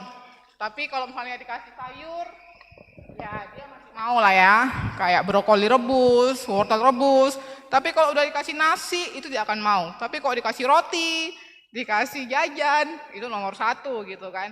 Bu, itu ada untuk bule kali, Bu. Suka. Orang bule ya. Iya. Jadi padahal kalau misalnya dibilang makan bersama sama keluarga, kita sudah coba semua cara, kita sudah berbagai coba cara. Nah itu yang lagi ngetren. Kalau bilang kasih vitamin, ya masih maju mundur ya. Saya rasa bagaimana untuk supaya masa harus dipacu sama vitamin. Kenapa saya harus bertanya? Pertama, saya takut anak saya tidak mau mengunyah. Kalau orang tua dulu bilang, bahkan sampai mama saya bilang sampai sekarang, nggak apa-apa, kasih aja apa yang dia mau. Saya berpikir kalau dia hanya dikasih susu, kapan dia belajar mengunyah? Sedangkan usia pertumbuhan semakin bertambah. Itu aja sih dok. Jadi yang pertama ke dokter obgyn, yang kedua dokter anak. Kalau bagaimana dia kalau misalnya tidak ASI? Bagaimana dengan dia kalau minum susu full dari kecil, susu kaleng, dan bagaimana cara, apa penyebab sebenarnya GTM itu? Dan kalau bisa kasih solusinya sedikit saja untuk bisa mengatasi yang namanya GTM. Terima kasih dokter. Ya, saya jawab ya. Jadi saya jelaskan sebelumnya apa itu preeklamsi. Jadi preeklamsi itu definisi untuk dokter. Sedangkan untuk ibu-ibu atau orang awam definisinya adalah kehamilan dengan hipertensi yang ditemukan pada usia mulai 16 minggu atau 4 bulan. Jadi misal ibunya sudah darah tinggi dulu, hamil, itu bukan preeklamsi. Bisa juga, bisa, tapi bisa kita harus pisahkan apakah ini hipertensi kronis atau preeklamsi. Jadi preeklamsi itu definisinya ibu hamil dengan darah tinggi yang ditemukan pada usia 16 minggu atau 4 bulan. Ya, jadi preeklampsi gitu. Tadi ditanyakan penyebabnya apa? Sampai sekarang para ahli tidak tahu. Belum ditemukan secara pasti. Seperti kanker juga tidak tahu. Tapi yang diyakini semua orang punya genetik kanker. Cuman tergantung apa pemicunya. Beda-beda.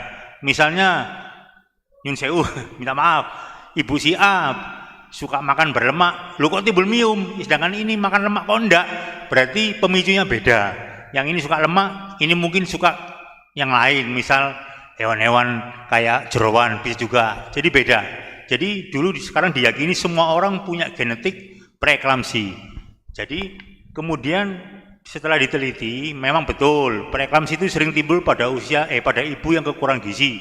Umumnya pada negara-negara sedang berkembang, Indonesia, Filipina, Vietnam, gitu-gitulah.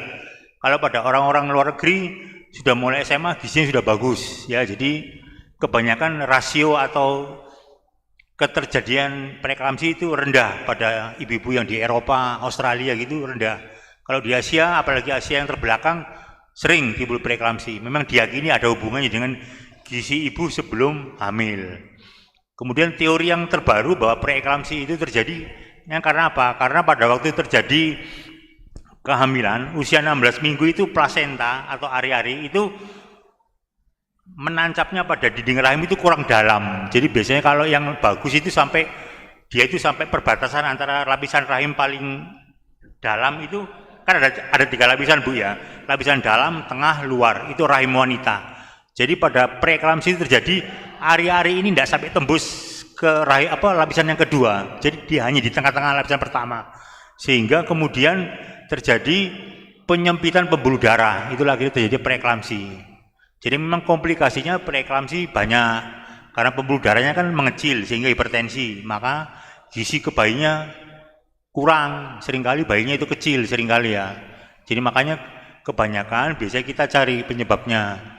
Kalau masih bisa ditangani, misalnya ya preeklampsi itu kita ada tiga patokan, darah tinggi, tensi, bengkak di kakinya, kemudian pemeriksaan air kencingnya. Di situ air kencingnya akan terlihat ada protein yang keluar, jadi ada pengukurannya, ada positif 1, positif 2, 3, 4. Kalau positif 2 ke bawah masih ringan.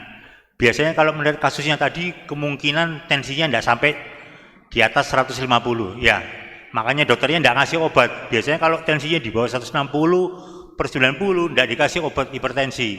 Biasanya kita kasih obat memperlebar pembuluh darah supaya tensinya turun, gizi ke anaknya masuk. Biasanya hanya kita kasih aspirat, yaitu asam salisilat. Biasanya itu. Tapi kalau sudah tensinya 160 ke atas, baru dikasih penurun tensi karena resikonya terlalu berbahaya. Kalau terlalu naik bisa terjadi pada anak gangguan pertumbuhan bayi, pada ibunya ya bisa kejang, paling yang tidak enak ya stroke, akhirnya pecah pembuluh darah otaknya. Jadi begitu, dokternya ada masing-masing ya. Jadi kriterianya sudah harus ditepati bahwa semisal dia tensinya di bawah 160, kita namanya konservatif, hanya diberikan obat pelebar pembuluh darah, astil salisilat atau aspirat kita pakai sampai lahir. Tapi kita lihat dulu, kita kan punya patokan tadi bahwa usia sekian berat badannya harus sekian bayinya. Misal usianya 32 minggu atau 8 bulan, bayi kan minimal 1600 minimal itu. Tapi kalau dia masih di USG masih bagus ya tidak apa-apa. Kita rawat terus sampai seideal mungkin. Di sini kalau nggak salah bayi lahir sudah bisa lahir kalau kurang dari 2500 yaitu berat badan 2200, 2/4 lah itu boleh diizinkan lahir. Karena diyakini bahwa untuk pematangan paru itu sudah tidak sesulit kalau bayi di bawah 2 kilo gitu. Kalau dulu enggak, dulu 2 kilo ke atas, sekarang mungkin 2 kilo sudah bisa diperlihatkan sudah bagus ya, tidak apa-apa dilahirkan. Karena kita mengingat kesehatan ibu dan bayi. Karena preeklampsi itu berhubungan dengan bayi biasanya janinnya. Begitu bayinya lahir, tidak tahu kenapa ajaib tiba-tiba tensinya turun, semuanya membaik. Jadi begitu. Makanya kita lihat kalau usianya bayinya beratnya sudah diyakini cukup untuk bisa bertahan hidup, kurang dari 2,5 kilo, ya tidak apa-apa. Nanti pertolongannya di luar. Yang penting ibu bayinya selamat, ibunya selamat juga. Jadi prinsip day of jin, ibunya datang sama bayinya sehat, keluarnya juga harus sehat. Jangan satu tidak ada gitu kan tidak enak jadinya. Itu dari kandungan gitu aja.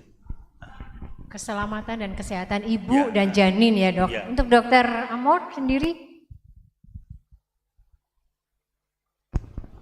Ya, tadi pertanyaannya gimana sih kalau seorang bayi tidak mendapatkan ASI? Apa bedanya dengan susu formula? Ini adalah sesuatu yang benar-benar kami alami.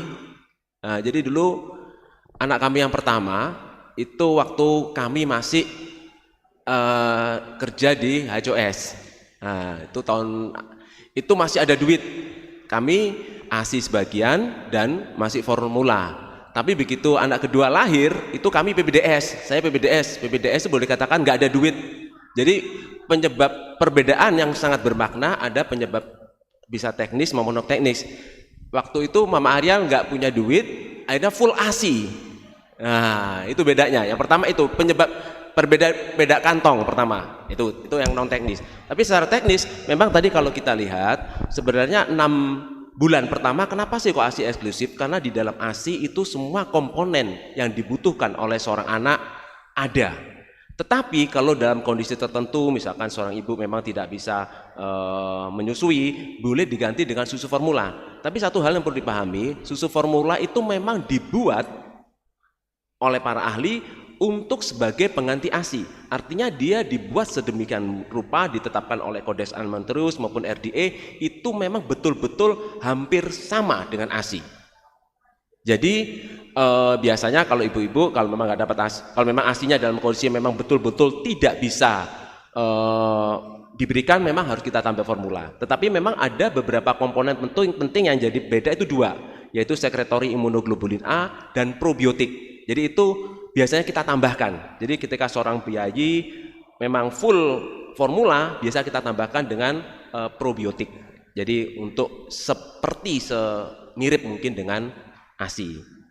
Terus kemudian tadi pertanyaan mengenai GTM. Jadi GTM ini mungkin orang tua kita nggak tahu ini GTM itu apa. GTM itu gerakan tutup mulut, ya kalau nggak salah. Jadi bayi itu, anak itu mingkem, bener-bener mingkem, tutup mulut, nggak mau dikasih apapun nggak mau.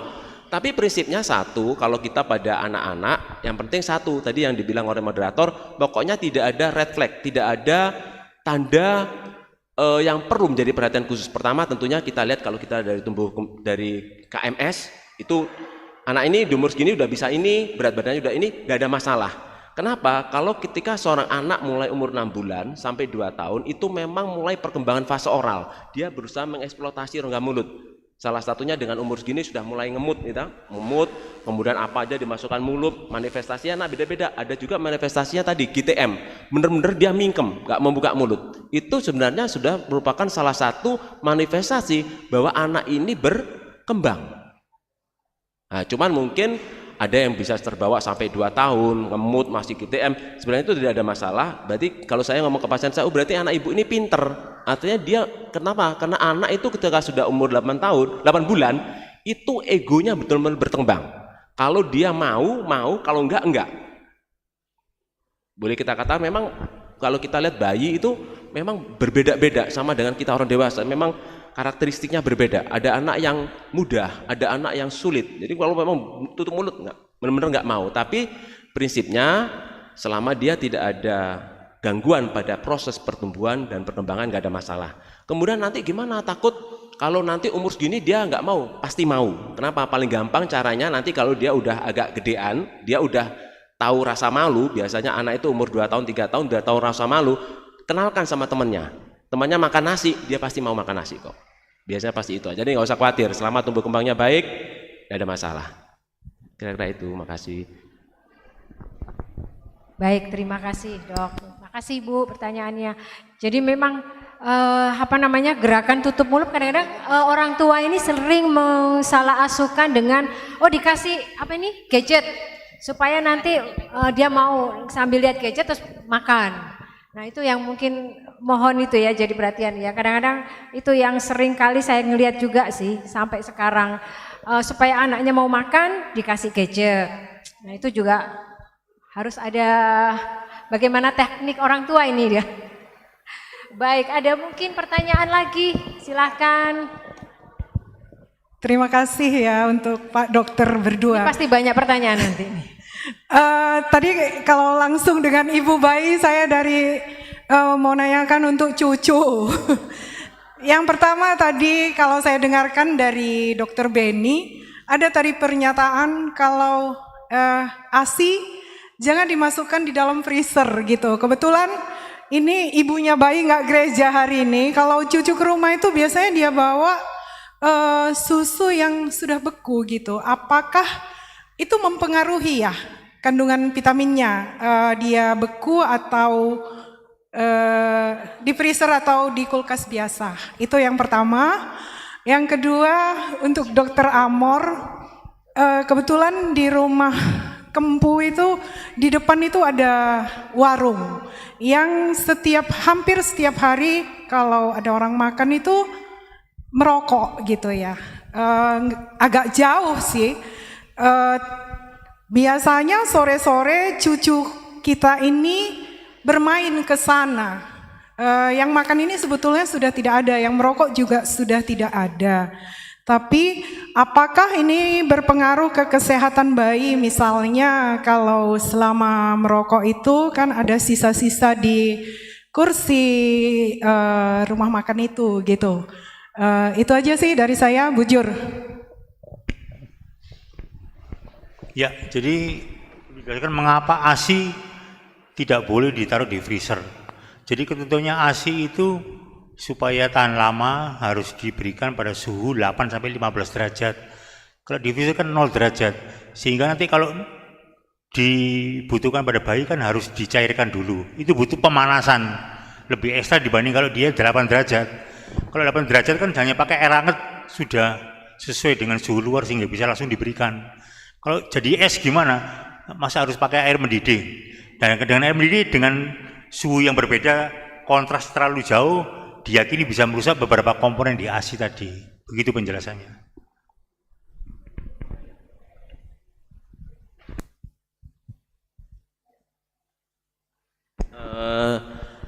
Terus lanjut tadi yang masalah asap rokok. Sebenarnya kalau asap rokok, jadi kalau secara teori, jadi yang ditanyakan tadi itu adalah teori tentang alergi.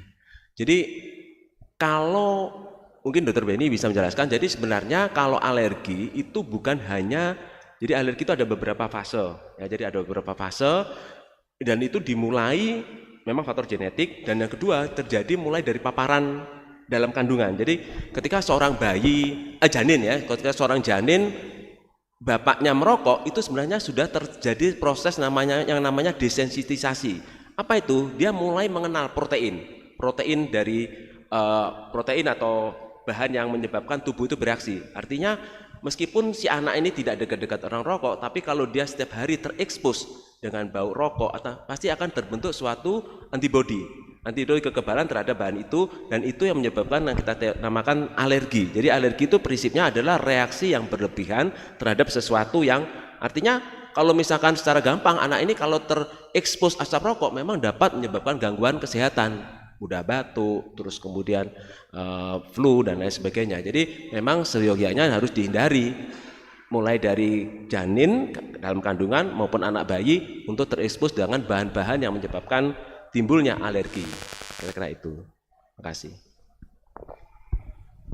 Baik, terima kasih. Mungkin ada pertanyaan lagi? Saya. Izin ya. Silahkan. Terima kasih Ibu Moderator. Terima kasih Bapak-Bapak dokter yang di rating Google-nya itu 5, ke atas kayaknya nilainya. Dokternya sabar, baik hati, pemurah gitu ya. Beda kalau saya kan kerjanya marah-marah terus gitu. Satu lagi, tidak sombong. Oh tidak sombong. Dan rajin menabung. Iya, saya percaya ilmu yang dibagikan ini tadi ditanyainnya secara kasuistis gitu ya. Mungkin lebih pendekatannya nanti person to person. Tapi saya mau nanya secara global. Saya percaya ilmu itu untuk menjawab tantangan setiap peradaban. Yang saya hadapi sekarang itu adalah Gen Z. Ya, mungkin pasiennya dokter juga ibu mudanya mungkin milenial ya masih lah ya, tahun 2004 sampai sekian ada juga ibu muda gitu ya, dan Gen Z. Kecenderungan yang saya terima di kampus itu mereka bilang kalau skripsinya itu bilang terima kasih untuk diri saya sendiri yang masih bertahan. Saya juga bingung loh. kok nggak terima kasih sama Tuhan, terima kasih sama orang tua yang sudah melahirkan, lihat golden periodnya gitu. Saya juga harus berterima kasih sama ibu saya, itu sangat tidak mudah sebenarnya ya. Makanya saya tadi mau nanya kalau itu skripsi, kok 1000 hari pertama aja ya, 1000 hari kedua, hari ketiga. Saya termasuk yang beruntung, POV-nya adalah saya nggak ikut melahirkan, nggak ikut menyusui, tapi saya dipanggil ibu. Ya, di kampus itu banyak sekali, dan saya melihat mereka itu begini Pak Dokter. Adakah memang ada keterkaitan antara peradaban yang sekarang berlangsung? Tadi sudah disampaikan oleh Dr. Amor, saya cuma sharing ini. Dulu kalau belum ada media sosial, belum ada handphone, ibu menyusui ada koneksi. Jadi dia lihat bayinya, ada eye contact gitu ya. Sekarang enggak. Ibu-ibu muda di kantor saya itu pumping, benar tadi yang disampaikan oleh Nande Karozeva, ditaruh di kulkas di kantor, nanti pulangnya baru. Ini masih bagus, kadang-kadang mereka dibantu sama daycare. Nah kalau di daycare itu satu flu, satu bersin, semua kena gitu kan ya. Saya baru berpikir bahwa eranya udah berubah mungkin ya. Tapi memang edukasi ini bukan cuma untuk yang sudah punya anak dan sudah punya cucu. Mestinya yang permata juga harus dengar, karena mereka juga calon ibu. Kenapa? Saya khawatir nanti ke depannya Dok, kalau di beberapa bandara kan sudah ada robot tuh yang menggantikan posisi. Jangan-jangan nanti peran ibu juga bisa diganti robot nggak? Karena di beberapa negara surrogate mother itu sudah boleh gitu kan ya. Kalau di Indonesia memang belum. Tapi saya berpikir begini, satu mungkin ini ilmu yang bisa dibagi. Gadget itu memang harus ada. Mohon maaf kalau saya ngasih soal ke mahasiswa, itu difoto, ditaruh ke ChatGPT atau Gemini, jawabannya full. Tapi analisisnya nol. Nah, kayak kemarin tadi dokter bilang, nanya, feses bayi saya warna coklat, ini gimana? Dia akan memberikan pertolongan, itu medsos. Nah, apa sebenarnya sekarang filternya Dok? Kalau tadi dokter mengatakan nutrisi iya, lingkungan iya, berarti bukan cuma 1000 hari pertama. Kenapa? Karena yang saya temui adalah usia 16-17 tahun waktu jadi mahasiswa, mereka gagal fokus Dok. Gen Z itu gagal fokus, banyak drama, tapi kreatifnya banget. Mereka terbantu. Kalau mau bikin PPT, Canva bisa, semua bisa. Saya juga sangat terbantu. Tapi itu tadi, human rasa manusia mereka sudah mulai bergeser. Apa sih sekarang? Apakah itu ada connectingnya dengan masa kandungan waktu ibu muda yang sudah Gen Z mengandung terus kemudian melahirkan, menyusui tanpa ada eye contact atau bahkan sambil main handphone, pokoknya anaknya. Dan saya minjem mereka katanya begini, yang penting ibunya tetap waras.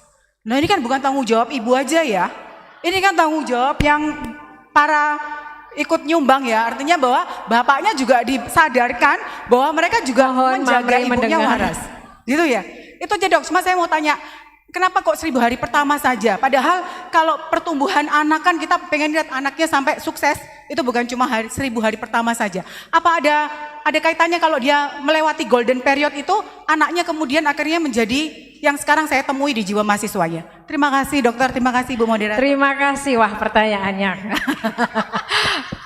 Wah Ibu dosen, terima kasih Bu dosen. Tapi ya memang sedikit saya ini ya Dok ya. Jadi jangankan Anda ya, maksudnya Kak ya saya aja kadang-kadang pasien datang itu sudah langsung dengan dia lengkap dengan ChatGPT. Dok saya itu ada keluhan gini. Terus misalnya kita menjawab sesuatu ya. Terus dia tuh mesti kayak mengernyit dikit. Terus langsung dia membalas bla bla bla bla. Which is dia itu semua ada di dalam ChatGPT. Saya juga pernah baca ChatGPT-nya. Tapi begitu dia menjawab, ini dari ChatGPT, you mau nguji saya juga gitu kan, ibaratnya seperti itu. Jadi memang Gen Z ini sekarang begitu perkembangannya dunia sekarang ya, dunia teknologi yang sangat pesat itu ya, kita memang juga nggak boleh kalah. Tetapi menurut saya ya Dok, ASI yang makanya di klinik atau di tempat-tempat umum pun selalu disediakan ruang ibu menyusui. Itu kenapa? Karena tetap pemerintah atau begitu pentingnya kontak ibu dengan anak secara sentuhan langsung itu sangat-sangat penting. Tidak hanya pada saat dia hamil, melahirkan, ASI itu sangat penting. Saya sendiri nggak pakai ASI sih Dok, maksudnya cuman sebulan. Karena seperti dokter juga anak PPDS yang masih mungkin Bapak Angel yang tahu ya riwayat kami ya. Jadi dan seperti itu memang Dok. Ya silahkan mungkin Anda menjawab, ada keterkaitan nggak dengan selama mereka hamil, Gen Z yang hamil ini, terus kemudian dengan adanya susu formula dan sebagainya itu tadi. Jadi perlu dijelaskan bahwa dengan adanya kemajuan sekarang ada medsos yang lain-lain itu hanya merubah perilaku ya. Sebenarnya menyusui itu banyak manfaatnya. Yang pertama, menyusui itu untuk ibunya dapat memberikan kesehatan. Kenapa? Karena dibutuhkan kan ibunya pasti harus makan banyak vitamin dan protein. Jadi untuk kesehatan ibunya, itu yang pertama. Yang kedua yang paling tidak bisa diremehkan yaitu adanya hubungan batin. Kalau kita menyusui dengan hanya kita pumping itu beda. Ya, jadi antara ikatan emosionalnya beda sekali. Jadi yang kedua yang paling ikatan batin. Dan yang ketiga, menyusui itu sudah digariskan sama Tuhan bahwa prekursornya ada di kepunyaan ibunya, di putingnya. Di situ ada saraf yang menyebabkan terjadinya pembentukan hormon ASI. Jadi kalau dipumping terus lama-lama pasti ASI-nya akan berhenti. Dijamin 2 bulan, 3 bulan stop. Karena tidak ada rangsangan mengisap dari bayinya. Itu yang ketiga. Terus tadi yang bilang tadi bahwa kalau dipumping gimana? Jadi yang tadi betul seperti yang dikatakan Ibu Moderator bahwa untuk menghargai peran ibu, hampir di semua negara maupun di bandara pasti akan disediakan ruang untuk menyusui. Jadi itu tadi fungsinya tadi itu tadi. Dan yang keempat yang terakhir tadi itu menyusui itu juga menghilangkan atau memperendah persentase terjadinya gangguan pada payudara, misalnya ada benjolan, ada kiste, ada itu di situ fungsinya. Jadi itu tidak bisa digantikan dengan mesin. Mohon maaf ya. Jadi itu memang sudah digariskan sama Tuhan begitu. Jadi ada hubungan nantinya. Itu yang pertama. Terus yang kedua tadi mengenai informasi dari yang resmi pada saat sekarang memang betul anak Gen Z itu terkenal dengan kepraktisannya ya. Jadi dia yang penting ada informasi ya ini sudah dinyatakan kebenaran mutlak. Sebenarnya enggak. Jadi yang informasi yang ada di Google kemudian di ChatGPT itu sebenarnya hanya 30-40%. Itu di belakangnya masih ada backgroundnya. Kenapa kok jadi begini? Itu hanya kesimpulan saja. Jadi makanya beberapa orang kalau sudah ada mendapatkan info seperti itu, sebaiknya harus tanya kepada yang ngerti atau ahlinya gitu loh. Jangan langsung dimakan mentah-mentah.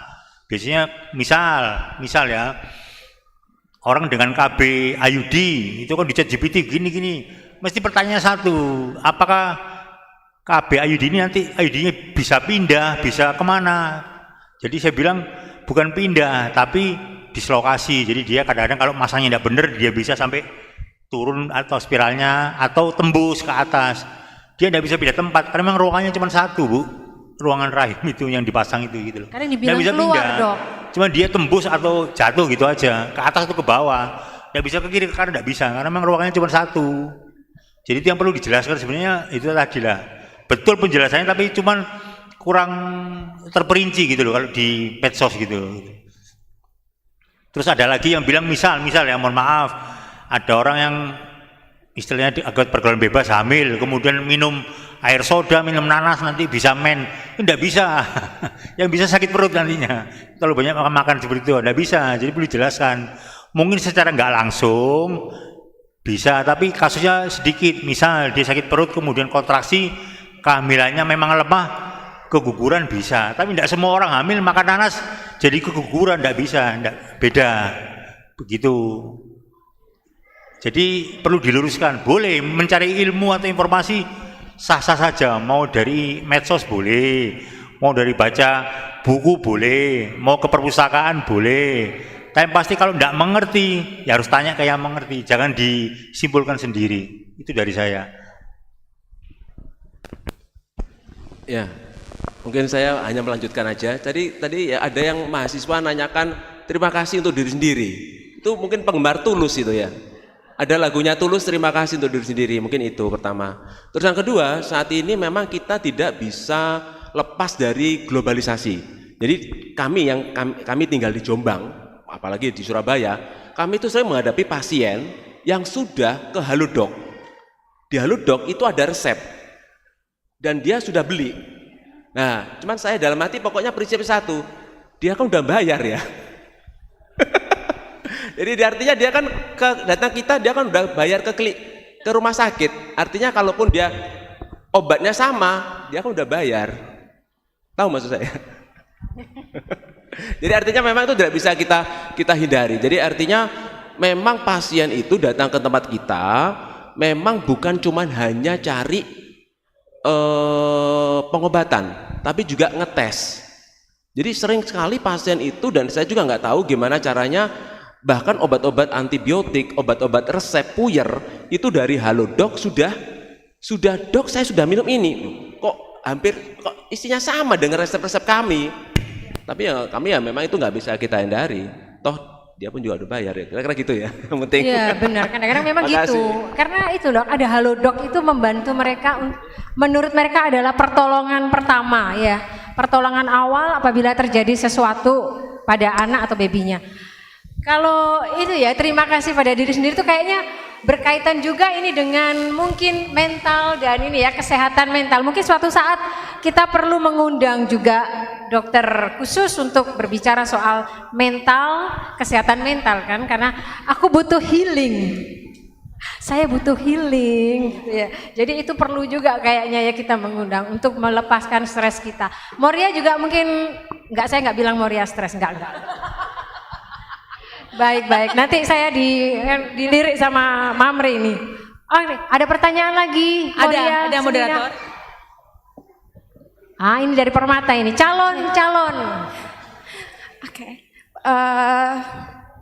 Permisi dok, saya ini hanya saya kepengen penasaran saja.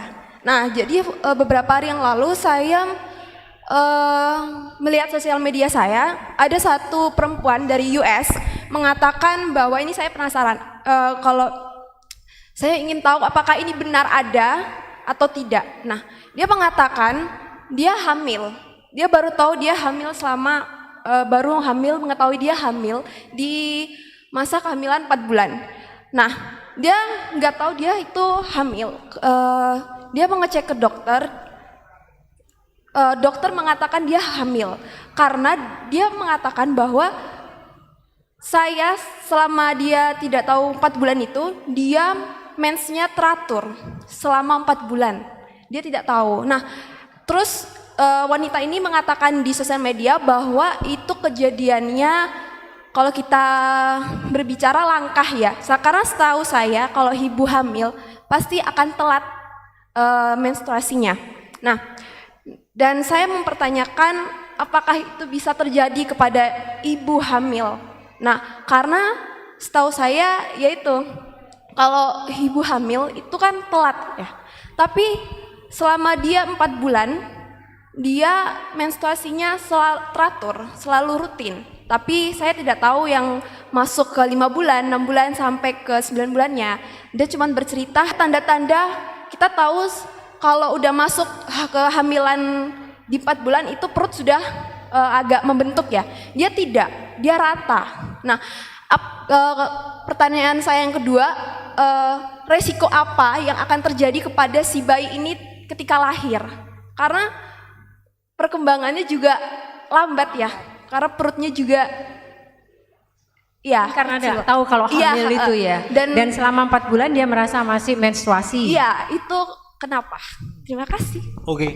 Terima kasih. Jadi sebenarnya ada Gen Z ini yang bertanya ya. Ada beberapa kasus bahwa si ibu tidak tahu dia hamil. Misal si ibu ini habis melahirkan kemudian tidak langsung KB. Kan karena dia menyusui sehingga dia tidak haid. Itu sering terjadi. Pada setelah 6 bulan, kan tadi ada kan ASI eksklusif 0 sampai 6 bulan itu merupakan KB alami. Jadi tidak mungkin hamil. Tapi setelah itu kemungkinan karena dia tidak rutin menyusui, pakai susu formula dan tidak sempat KB, akhirnya dia hamil. Memang tanda-tandanya tidak ada istilah mual muntah, tidak ada. Itu sering terjadi. Pada kasus yang Mbak ini tadi itu masih hamil yang pertama ya. Saya kurang tahu dok, tapi kasus ini tuh ada julukannya. Aku lupa julukan kehamilannya apa.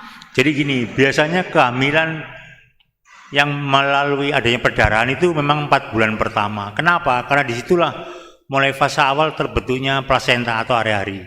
Kadang-kadang dia pendarahan dibilang men, sebenarnya itu bukan men, itu sudah bawah. Jadi di bawah itu pas di mulut tempatnya rahim buka itu loh Pak, mulut rahim di situ, sehingga dia nggak tahu.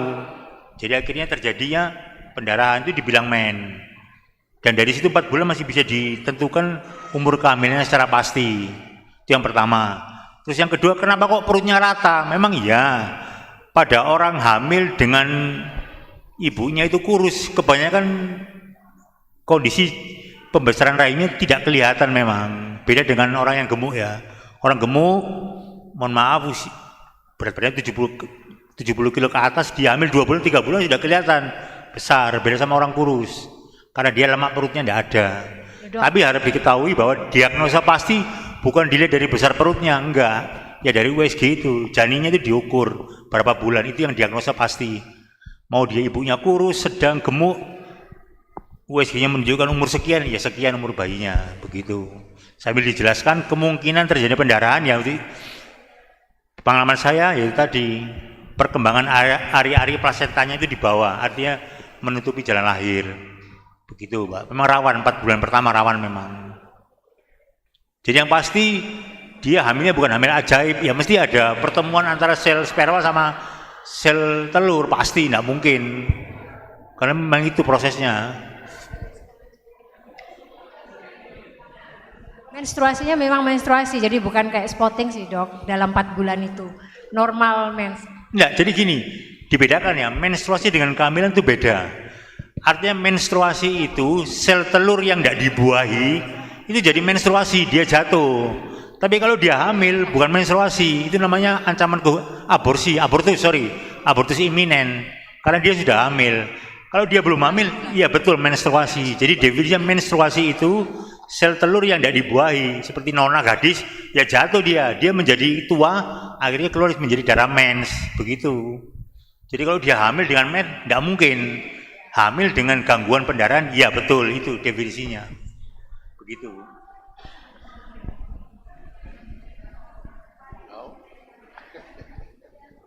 Jelas. Baik, terima kasih. Mungkin ada pertanyaan lagi? Bulang tadi ada pertanyaan, Bulang. Bulang ada pertanyaan, silakan. Ya. Oh iya.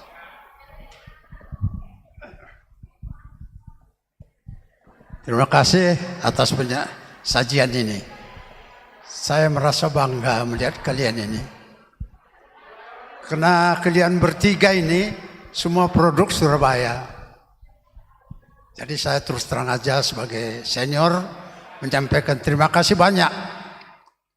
Di samping bertanya, saya juga menanyakan hal lain yang mungkin ada hubungannya dengan materi ini. Tapi saya bertanya ini mungkin tidak kategori ini karena cucu saya yang paling kecil sekarang udah 13 tahun. Apakah pas pertanyaan saya ini kepada mereka? Pas atau tidak pas saya mau bertanya. Kira-kira 2 minggu yang lalu saya membaca koran Jawa Pos. Saya tertarik dengan judulnya, lalu saya bertanya kepada kalian. Apakah benar memang masyarakat sekarang ini anak-anak mengalami purba yang lebih cepat? Menurut koran yang saya baca, kalau wanita katanya dalam usia 8 tahun. Kalau laki-laki kira-kira 11-12 tahun sudah memasuki masa purba. Itu yang saya tanya. Karena anak cucu saya 13 tahun, lalu saya ambil koran itu, saya serahkan pada ayah ibunya untuk diwaspadai. Inilah, jadi ini mungkin materi buat kita bersama ini. Bukan untuk saya saja. Saya tertarik dengan berita itu, tapi saya lupa siapa yang penulisnya. Tapi ya biasa menulislah masalah kesehatannya. Lalu saya serahkan pada anak saya, pada permen saya, tolong ini pelajari untuk kalian pahami. Mungkin ini benar. Apakah benarnya ini secara internasional atau nasional atau khusus orang Indonesia? Masa purba itu lebih cepat daripada masa-masa lalu. Dan kira-kira menurut kalian ini benar atau hanya berita yang supaya menarik bagi masyarakat? Itu aja, terima kasih. Dan terakhir, saya merasa bangga kepada kalian. Kalian yang tiga-tiganya lahir di Surabaya. Ya, jadi itulah. Dan kalian ini berdua selama ini lama saya ingin ketemu, terutama dengan Dr. Benny. Baru kali inilah muncul di gereja ini. Kamu juga kefokus. Jadi saya bangga dengan kelahiran semua Surabaya ini. Nama Surabaya mudah-mudahan membawa berita baik ke seluruh dunia. Terima kasih. Bujur Bulang untuk pertanyaannya. Kadonya Bulang. Dapat hadiah. Baik, silahkan dokter-dokter dulu yang menjawab. Ya, memang mungkin benar sekali bahwa yang ditulis di artikel di Jawa Pos, bahwa memang benar informasi bisa mempercepat kematangan individu. Ini bisa dibuktikan dengan melihat umur yang sama di negara sedang berkembang dengan negara maju. Jauh sekali perbedaannya. Di negara maju biasanya usia 13 tahun sudah tampak begitu dewasa. Dia lebih egois, lebih mampu mandiri dibanding dengan usia yang sama di negara sedang berkembang. Memang betul. Jadi perbandingan yang paling gampang yaitu pada anak gadis. Jadi anak gadis di desa, di gunung dengan anak gadis di Surabaya menstruasinya lebih cepat yang di kota. Jadi kematangannya berarti terbukti bahwa informasi dengan kemajuan zaman bisa mempercepat proses kematangan individu. Betul sekali. Saya setuju tentang itu, Bang. Gila. Jadi istilahnya gadis yang di daerah sana, di gunung, di Kabanjai mungkin dengan di Surabaya, pasti menstruasinya lebih cepat di Surabaya. Umur 10, 11 sudah men. Di sana mungkin 14, 15, begitu. Jadi makanya dengan anggapan begitu biasanya ada beberapa kebudayaan mungkin berbasiskan mengenai agama, bahkan bisa orang kalau sudah menstruasi harus menikah tanpa memandang usia atau memandang kematangan. Misal di daerah suku Madura, sudah men kalau tidak menikah merupakan aib, jadi harus nikah gitu, beda memang. Tapi prinsipnya informasi diyakini banyak mempengaruhi kematangan dari psikis dari individu, betul sekali. Jadi istilahnya begitu. Jadi makin dia lebih sering membaca informasi, makin bergaul dengan informasi, dia lebih cepat matang daya pikirnya, sehingga mempengaruhi semua siklus di dalam tubuhnya. Jadi apa yang ditulis di koran, saya setuju juga, saya mengamini juga, betul. Begitu. Bang, baik. Dokter Amon bagaimana? Ya, mungkin sedikit saya menambahkan ya Bulang. Saya pernah diminta sebagai pembicara di sekolah, yaitu kebetulan waktu itu karena anak-anak saya sekolah di sana, di sekolah Ciputra. Saat itu saya bicara pada anak kelas SD. Kalau nggak salah sekitar umur 9-10 lah. Nah, di situ saya diminta bicara mengenai perkembangan pubertas pada anak. Nah, di situ kita dimasukkan sebagai pembicara untuk memberikan penjelasan pada anak-anak bahwa apa yang terjadi pada masa puber anak laki dan masa puber anak perempuan. Jadi ada perbedaan supaya anak-anak ini juga melek kesehatan, melek juga terhadap pertumbuhan dalam dirinya.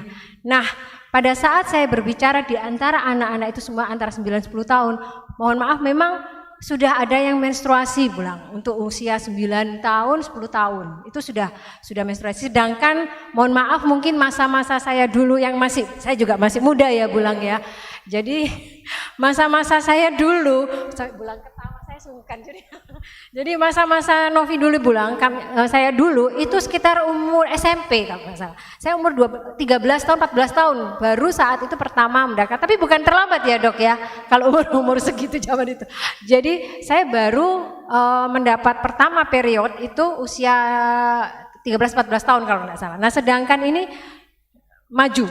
Pun demikian kadang-kadang mereka yang anak-anak laki, maaf ya, yang sudah mulai tumbuh bulu di sana sini kan saya juga banyak menerima pertanyaan. Jadi bagaimana kalau menstruasi, bagaimana kalau anak laki tumbuh itu. Dan yang kedua adalah menurut saya tidak hanya dikatakan perkembangan secara psikis ya, tetapi nutrisi Bulang. Perkembangan sekarang nutrisi, asupan semua makanan apalagi ya. Misalkan tidak hanya junk food yang mungkin anak-anak suka ya, perkembangan makanan sekarang.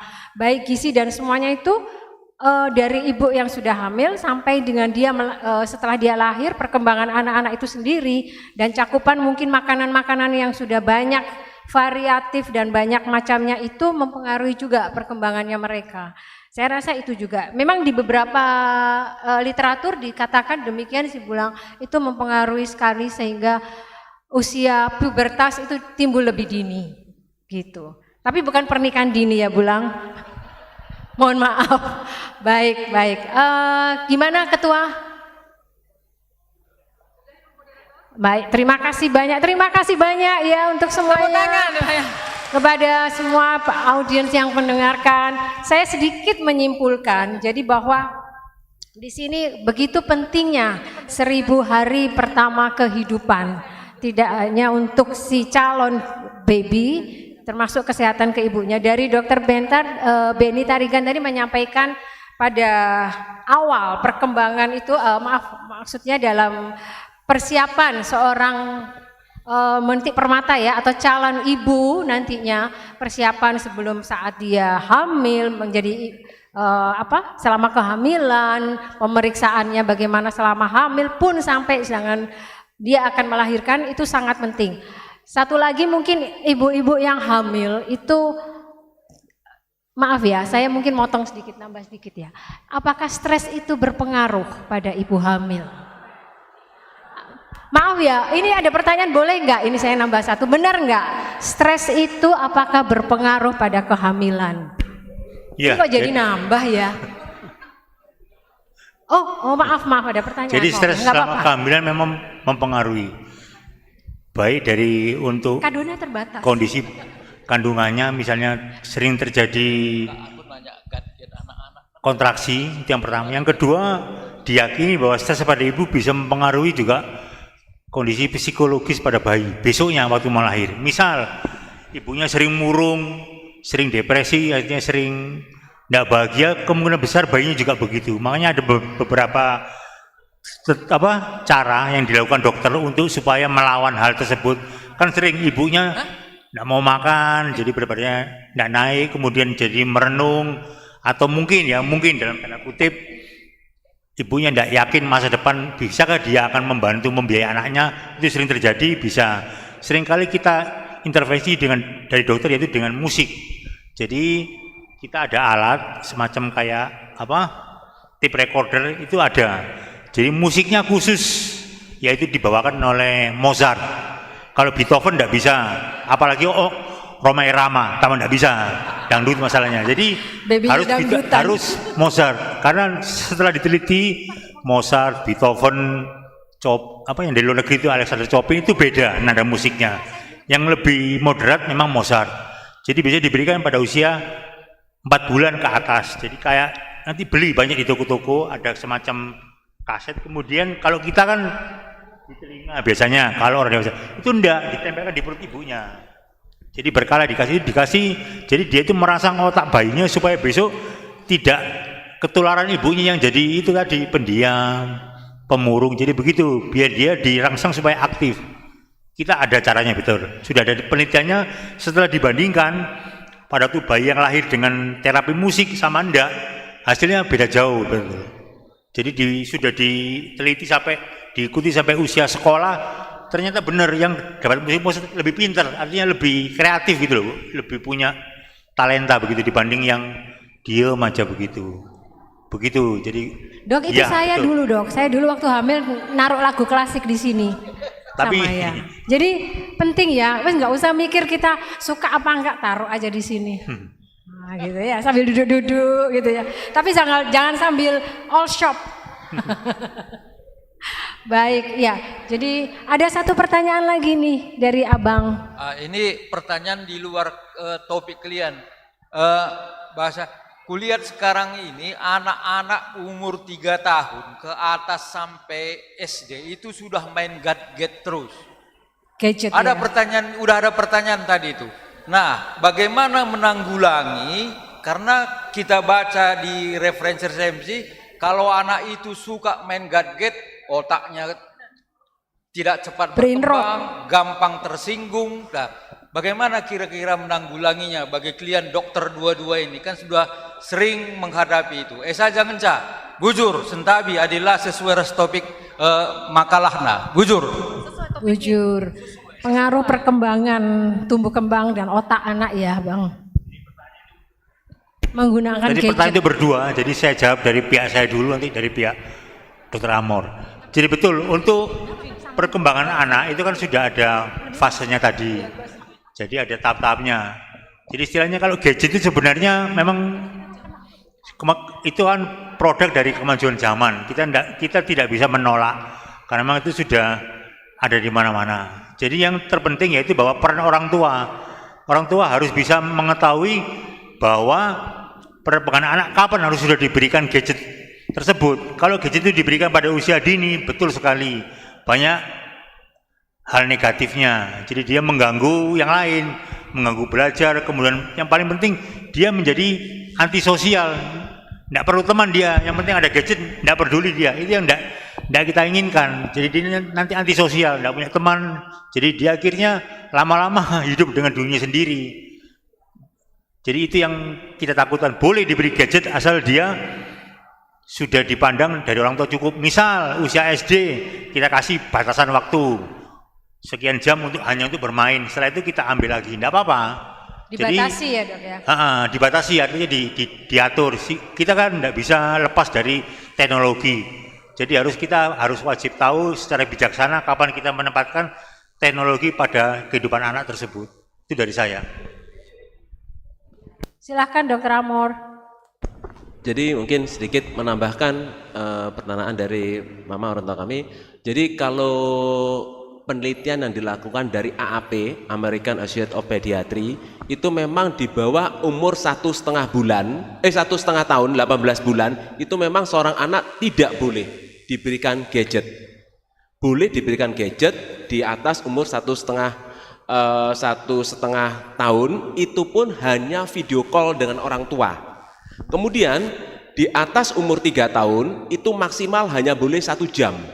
Kenapa? Karena berdasarkan penelitian yang sudah dilakukan, ternyata semakin banyak seorang anak terkena expose screen time atau gadget, ternyata angka kejadian timbulnya ASD, Autism Spectrum Disorder, sangat meningkat.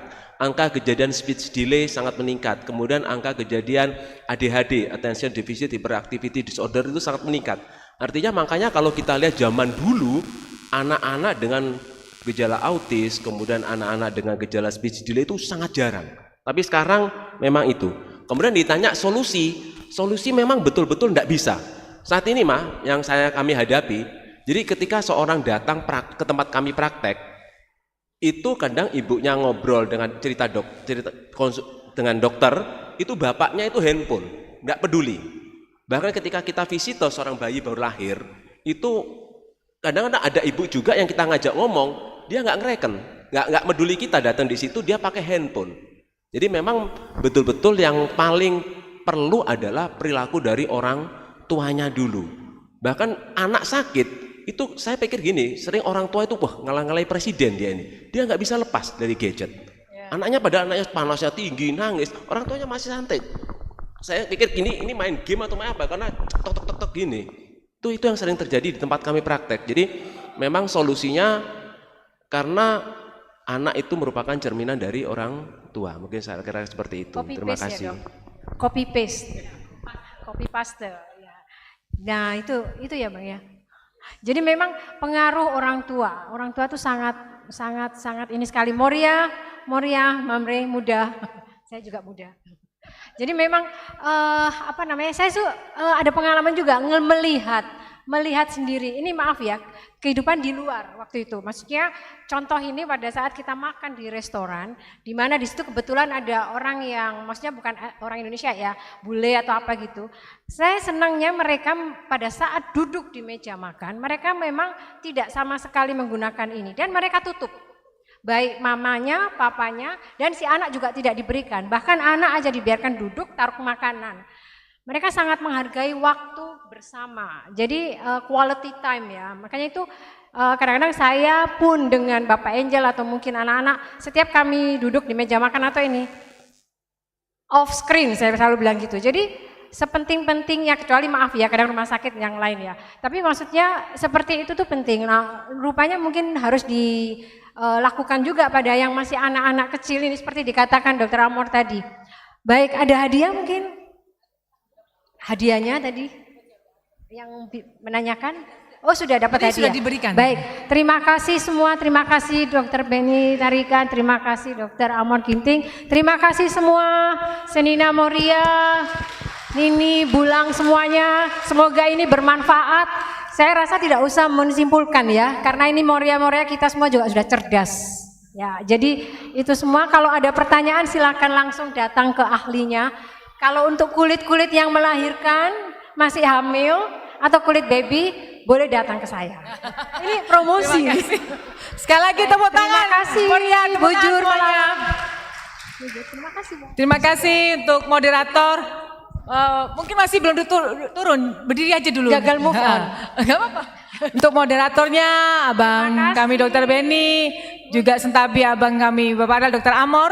Terima kasih buat waktu dan kesempatan untuk kami boleh mendengarkan bertanya ilmu dari abang-abang kami semua. Sangat bermanfaat. Sekarang saya mau tanya, sangat bermanfaat gak Moria?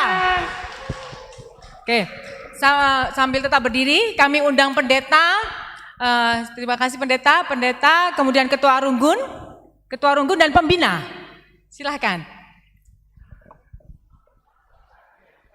Dan didampingi oleh diakonia. Silahkan, Bapak Angel.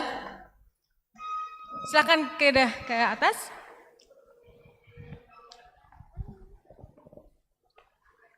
Ternyata tadi itu molor. Kami prediksikan hanya 1 jam. Ternyata exciting dari Moria itu banyak sekali. Mungkin ini masukan buat kita ya Moria. Kita akan buat lagi seperti itu. Gitu ya Moria ya. Oke, puji nama Tuhan. Diakonia belajar satu dari Moria. Lain kali kalau diakonia buat acara, buat Moria yang bikin acara. Kenapa? Karena mambrenya nggak berani pulang satupun di belakang sana. Baik, mungkin ini ada cindera mata dari kami Moria. Jangan dilihat dari istilahnya apa ya, nominalnya ya.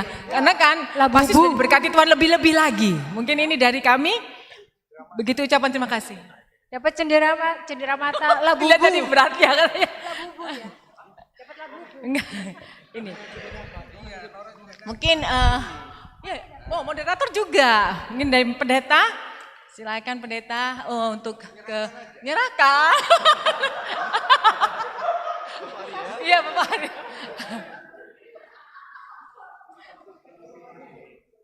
Ini. Foto-foto deh, foto deh. Lagi deh, foto deh.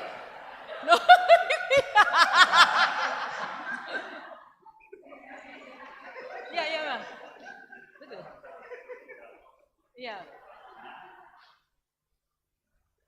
Nah, kemudian ketua runggun, silahkan.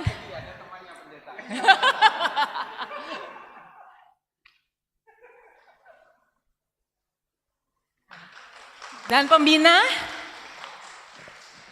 nah, untuk moderator yang cantik.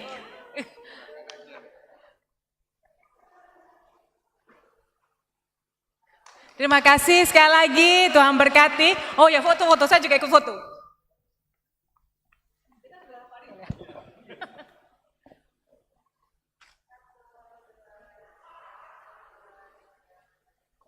Terima kasih, Tuhan memberkati pelayanan dokter semua dan moderator. Tuhan berkati. Baik Moria,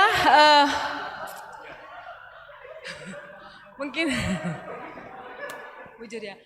Itu untuk mereka, untuk pembicara sama dokter tadi, enggak bagi. Untuk dokter-dokternya nama kalian. Bang, ini. Ya. Baik, acara kita Tuhan berkati, puji Tuhan sudah selesai.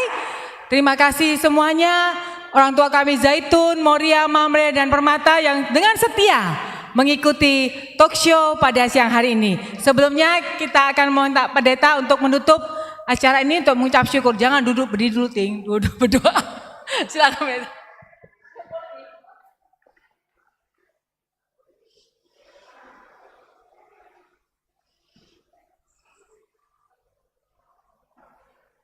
Mari kita satu di dalam doa. Kita berdoa. Segala puji, hormat, kemuliaan bagimu Tuhan. Atas berkat-Mu melalui ceramah talk show tentang kesehatan yang sudah boleh berjalan dengan baik. Tuhan sudah memampukan narasumber kami, Bapak Dokter kami, demikian juga dengan moderator kami, Nora kami. Semua sudah boleh berjalan dengan baik. Kami sangat diberkati Tuhan. Terima kasih Bapak. Dan mari Bapak Engkau balas semua pelayanan dan ilmu-ilmu yang sudah dibagikan kepada narasumber kami maupun moderator kami. Berkati kesehatan mereka, keluarga mereka, pekerjaan mereka, pelayanan mereka, dan mari pakai terus untuk kedepannya juga boleh melayani dan memberkati bagi banyak orang. Tuhan, kami juga bersyukur buat Moria kami yang sudah melaksanakan program ini. Berkati pengurus Moria kami, juga seluruh anggota, seluruh Moria kami. Mari Bapa, semua dalam keadaan sukacita, sehat, damai sejahtera.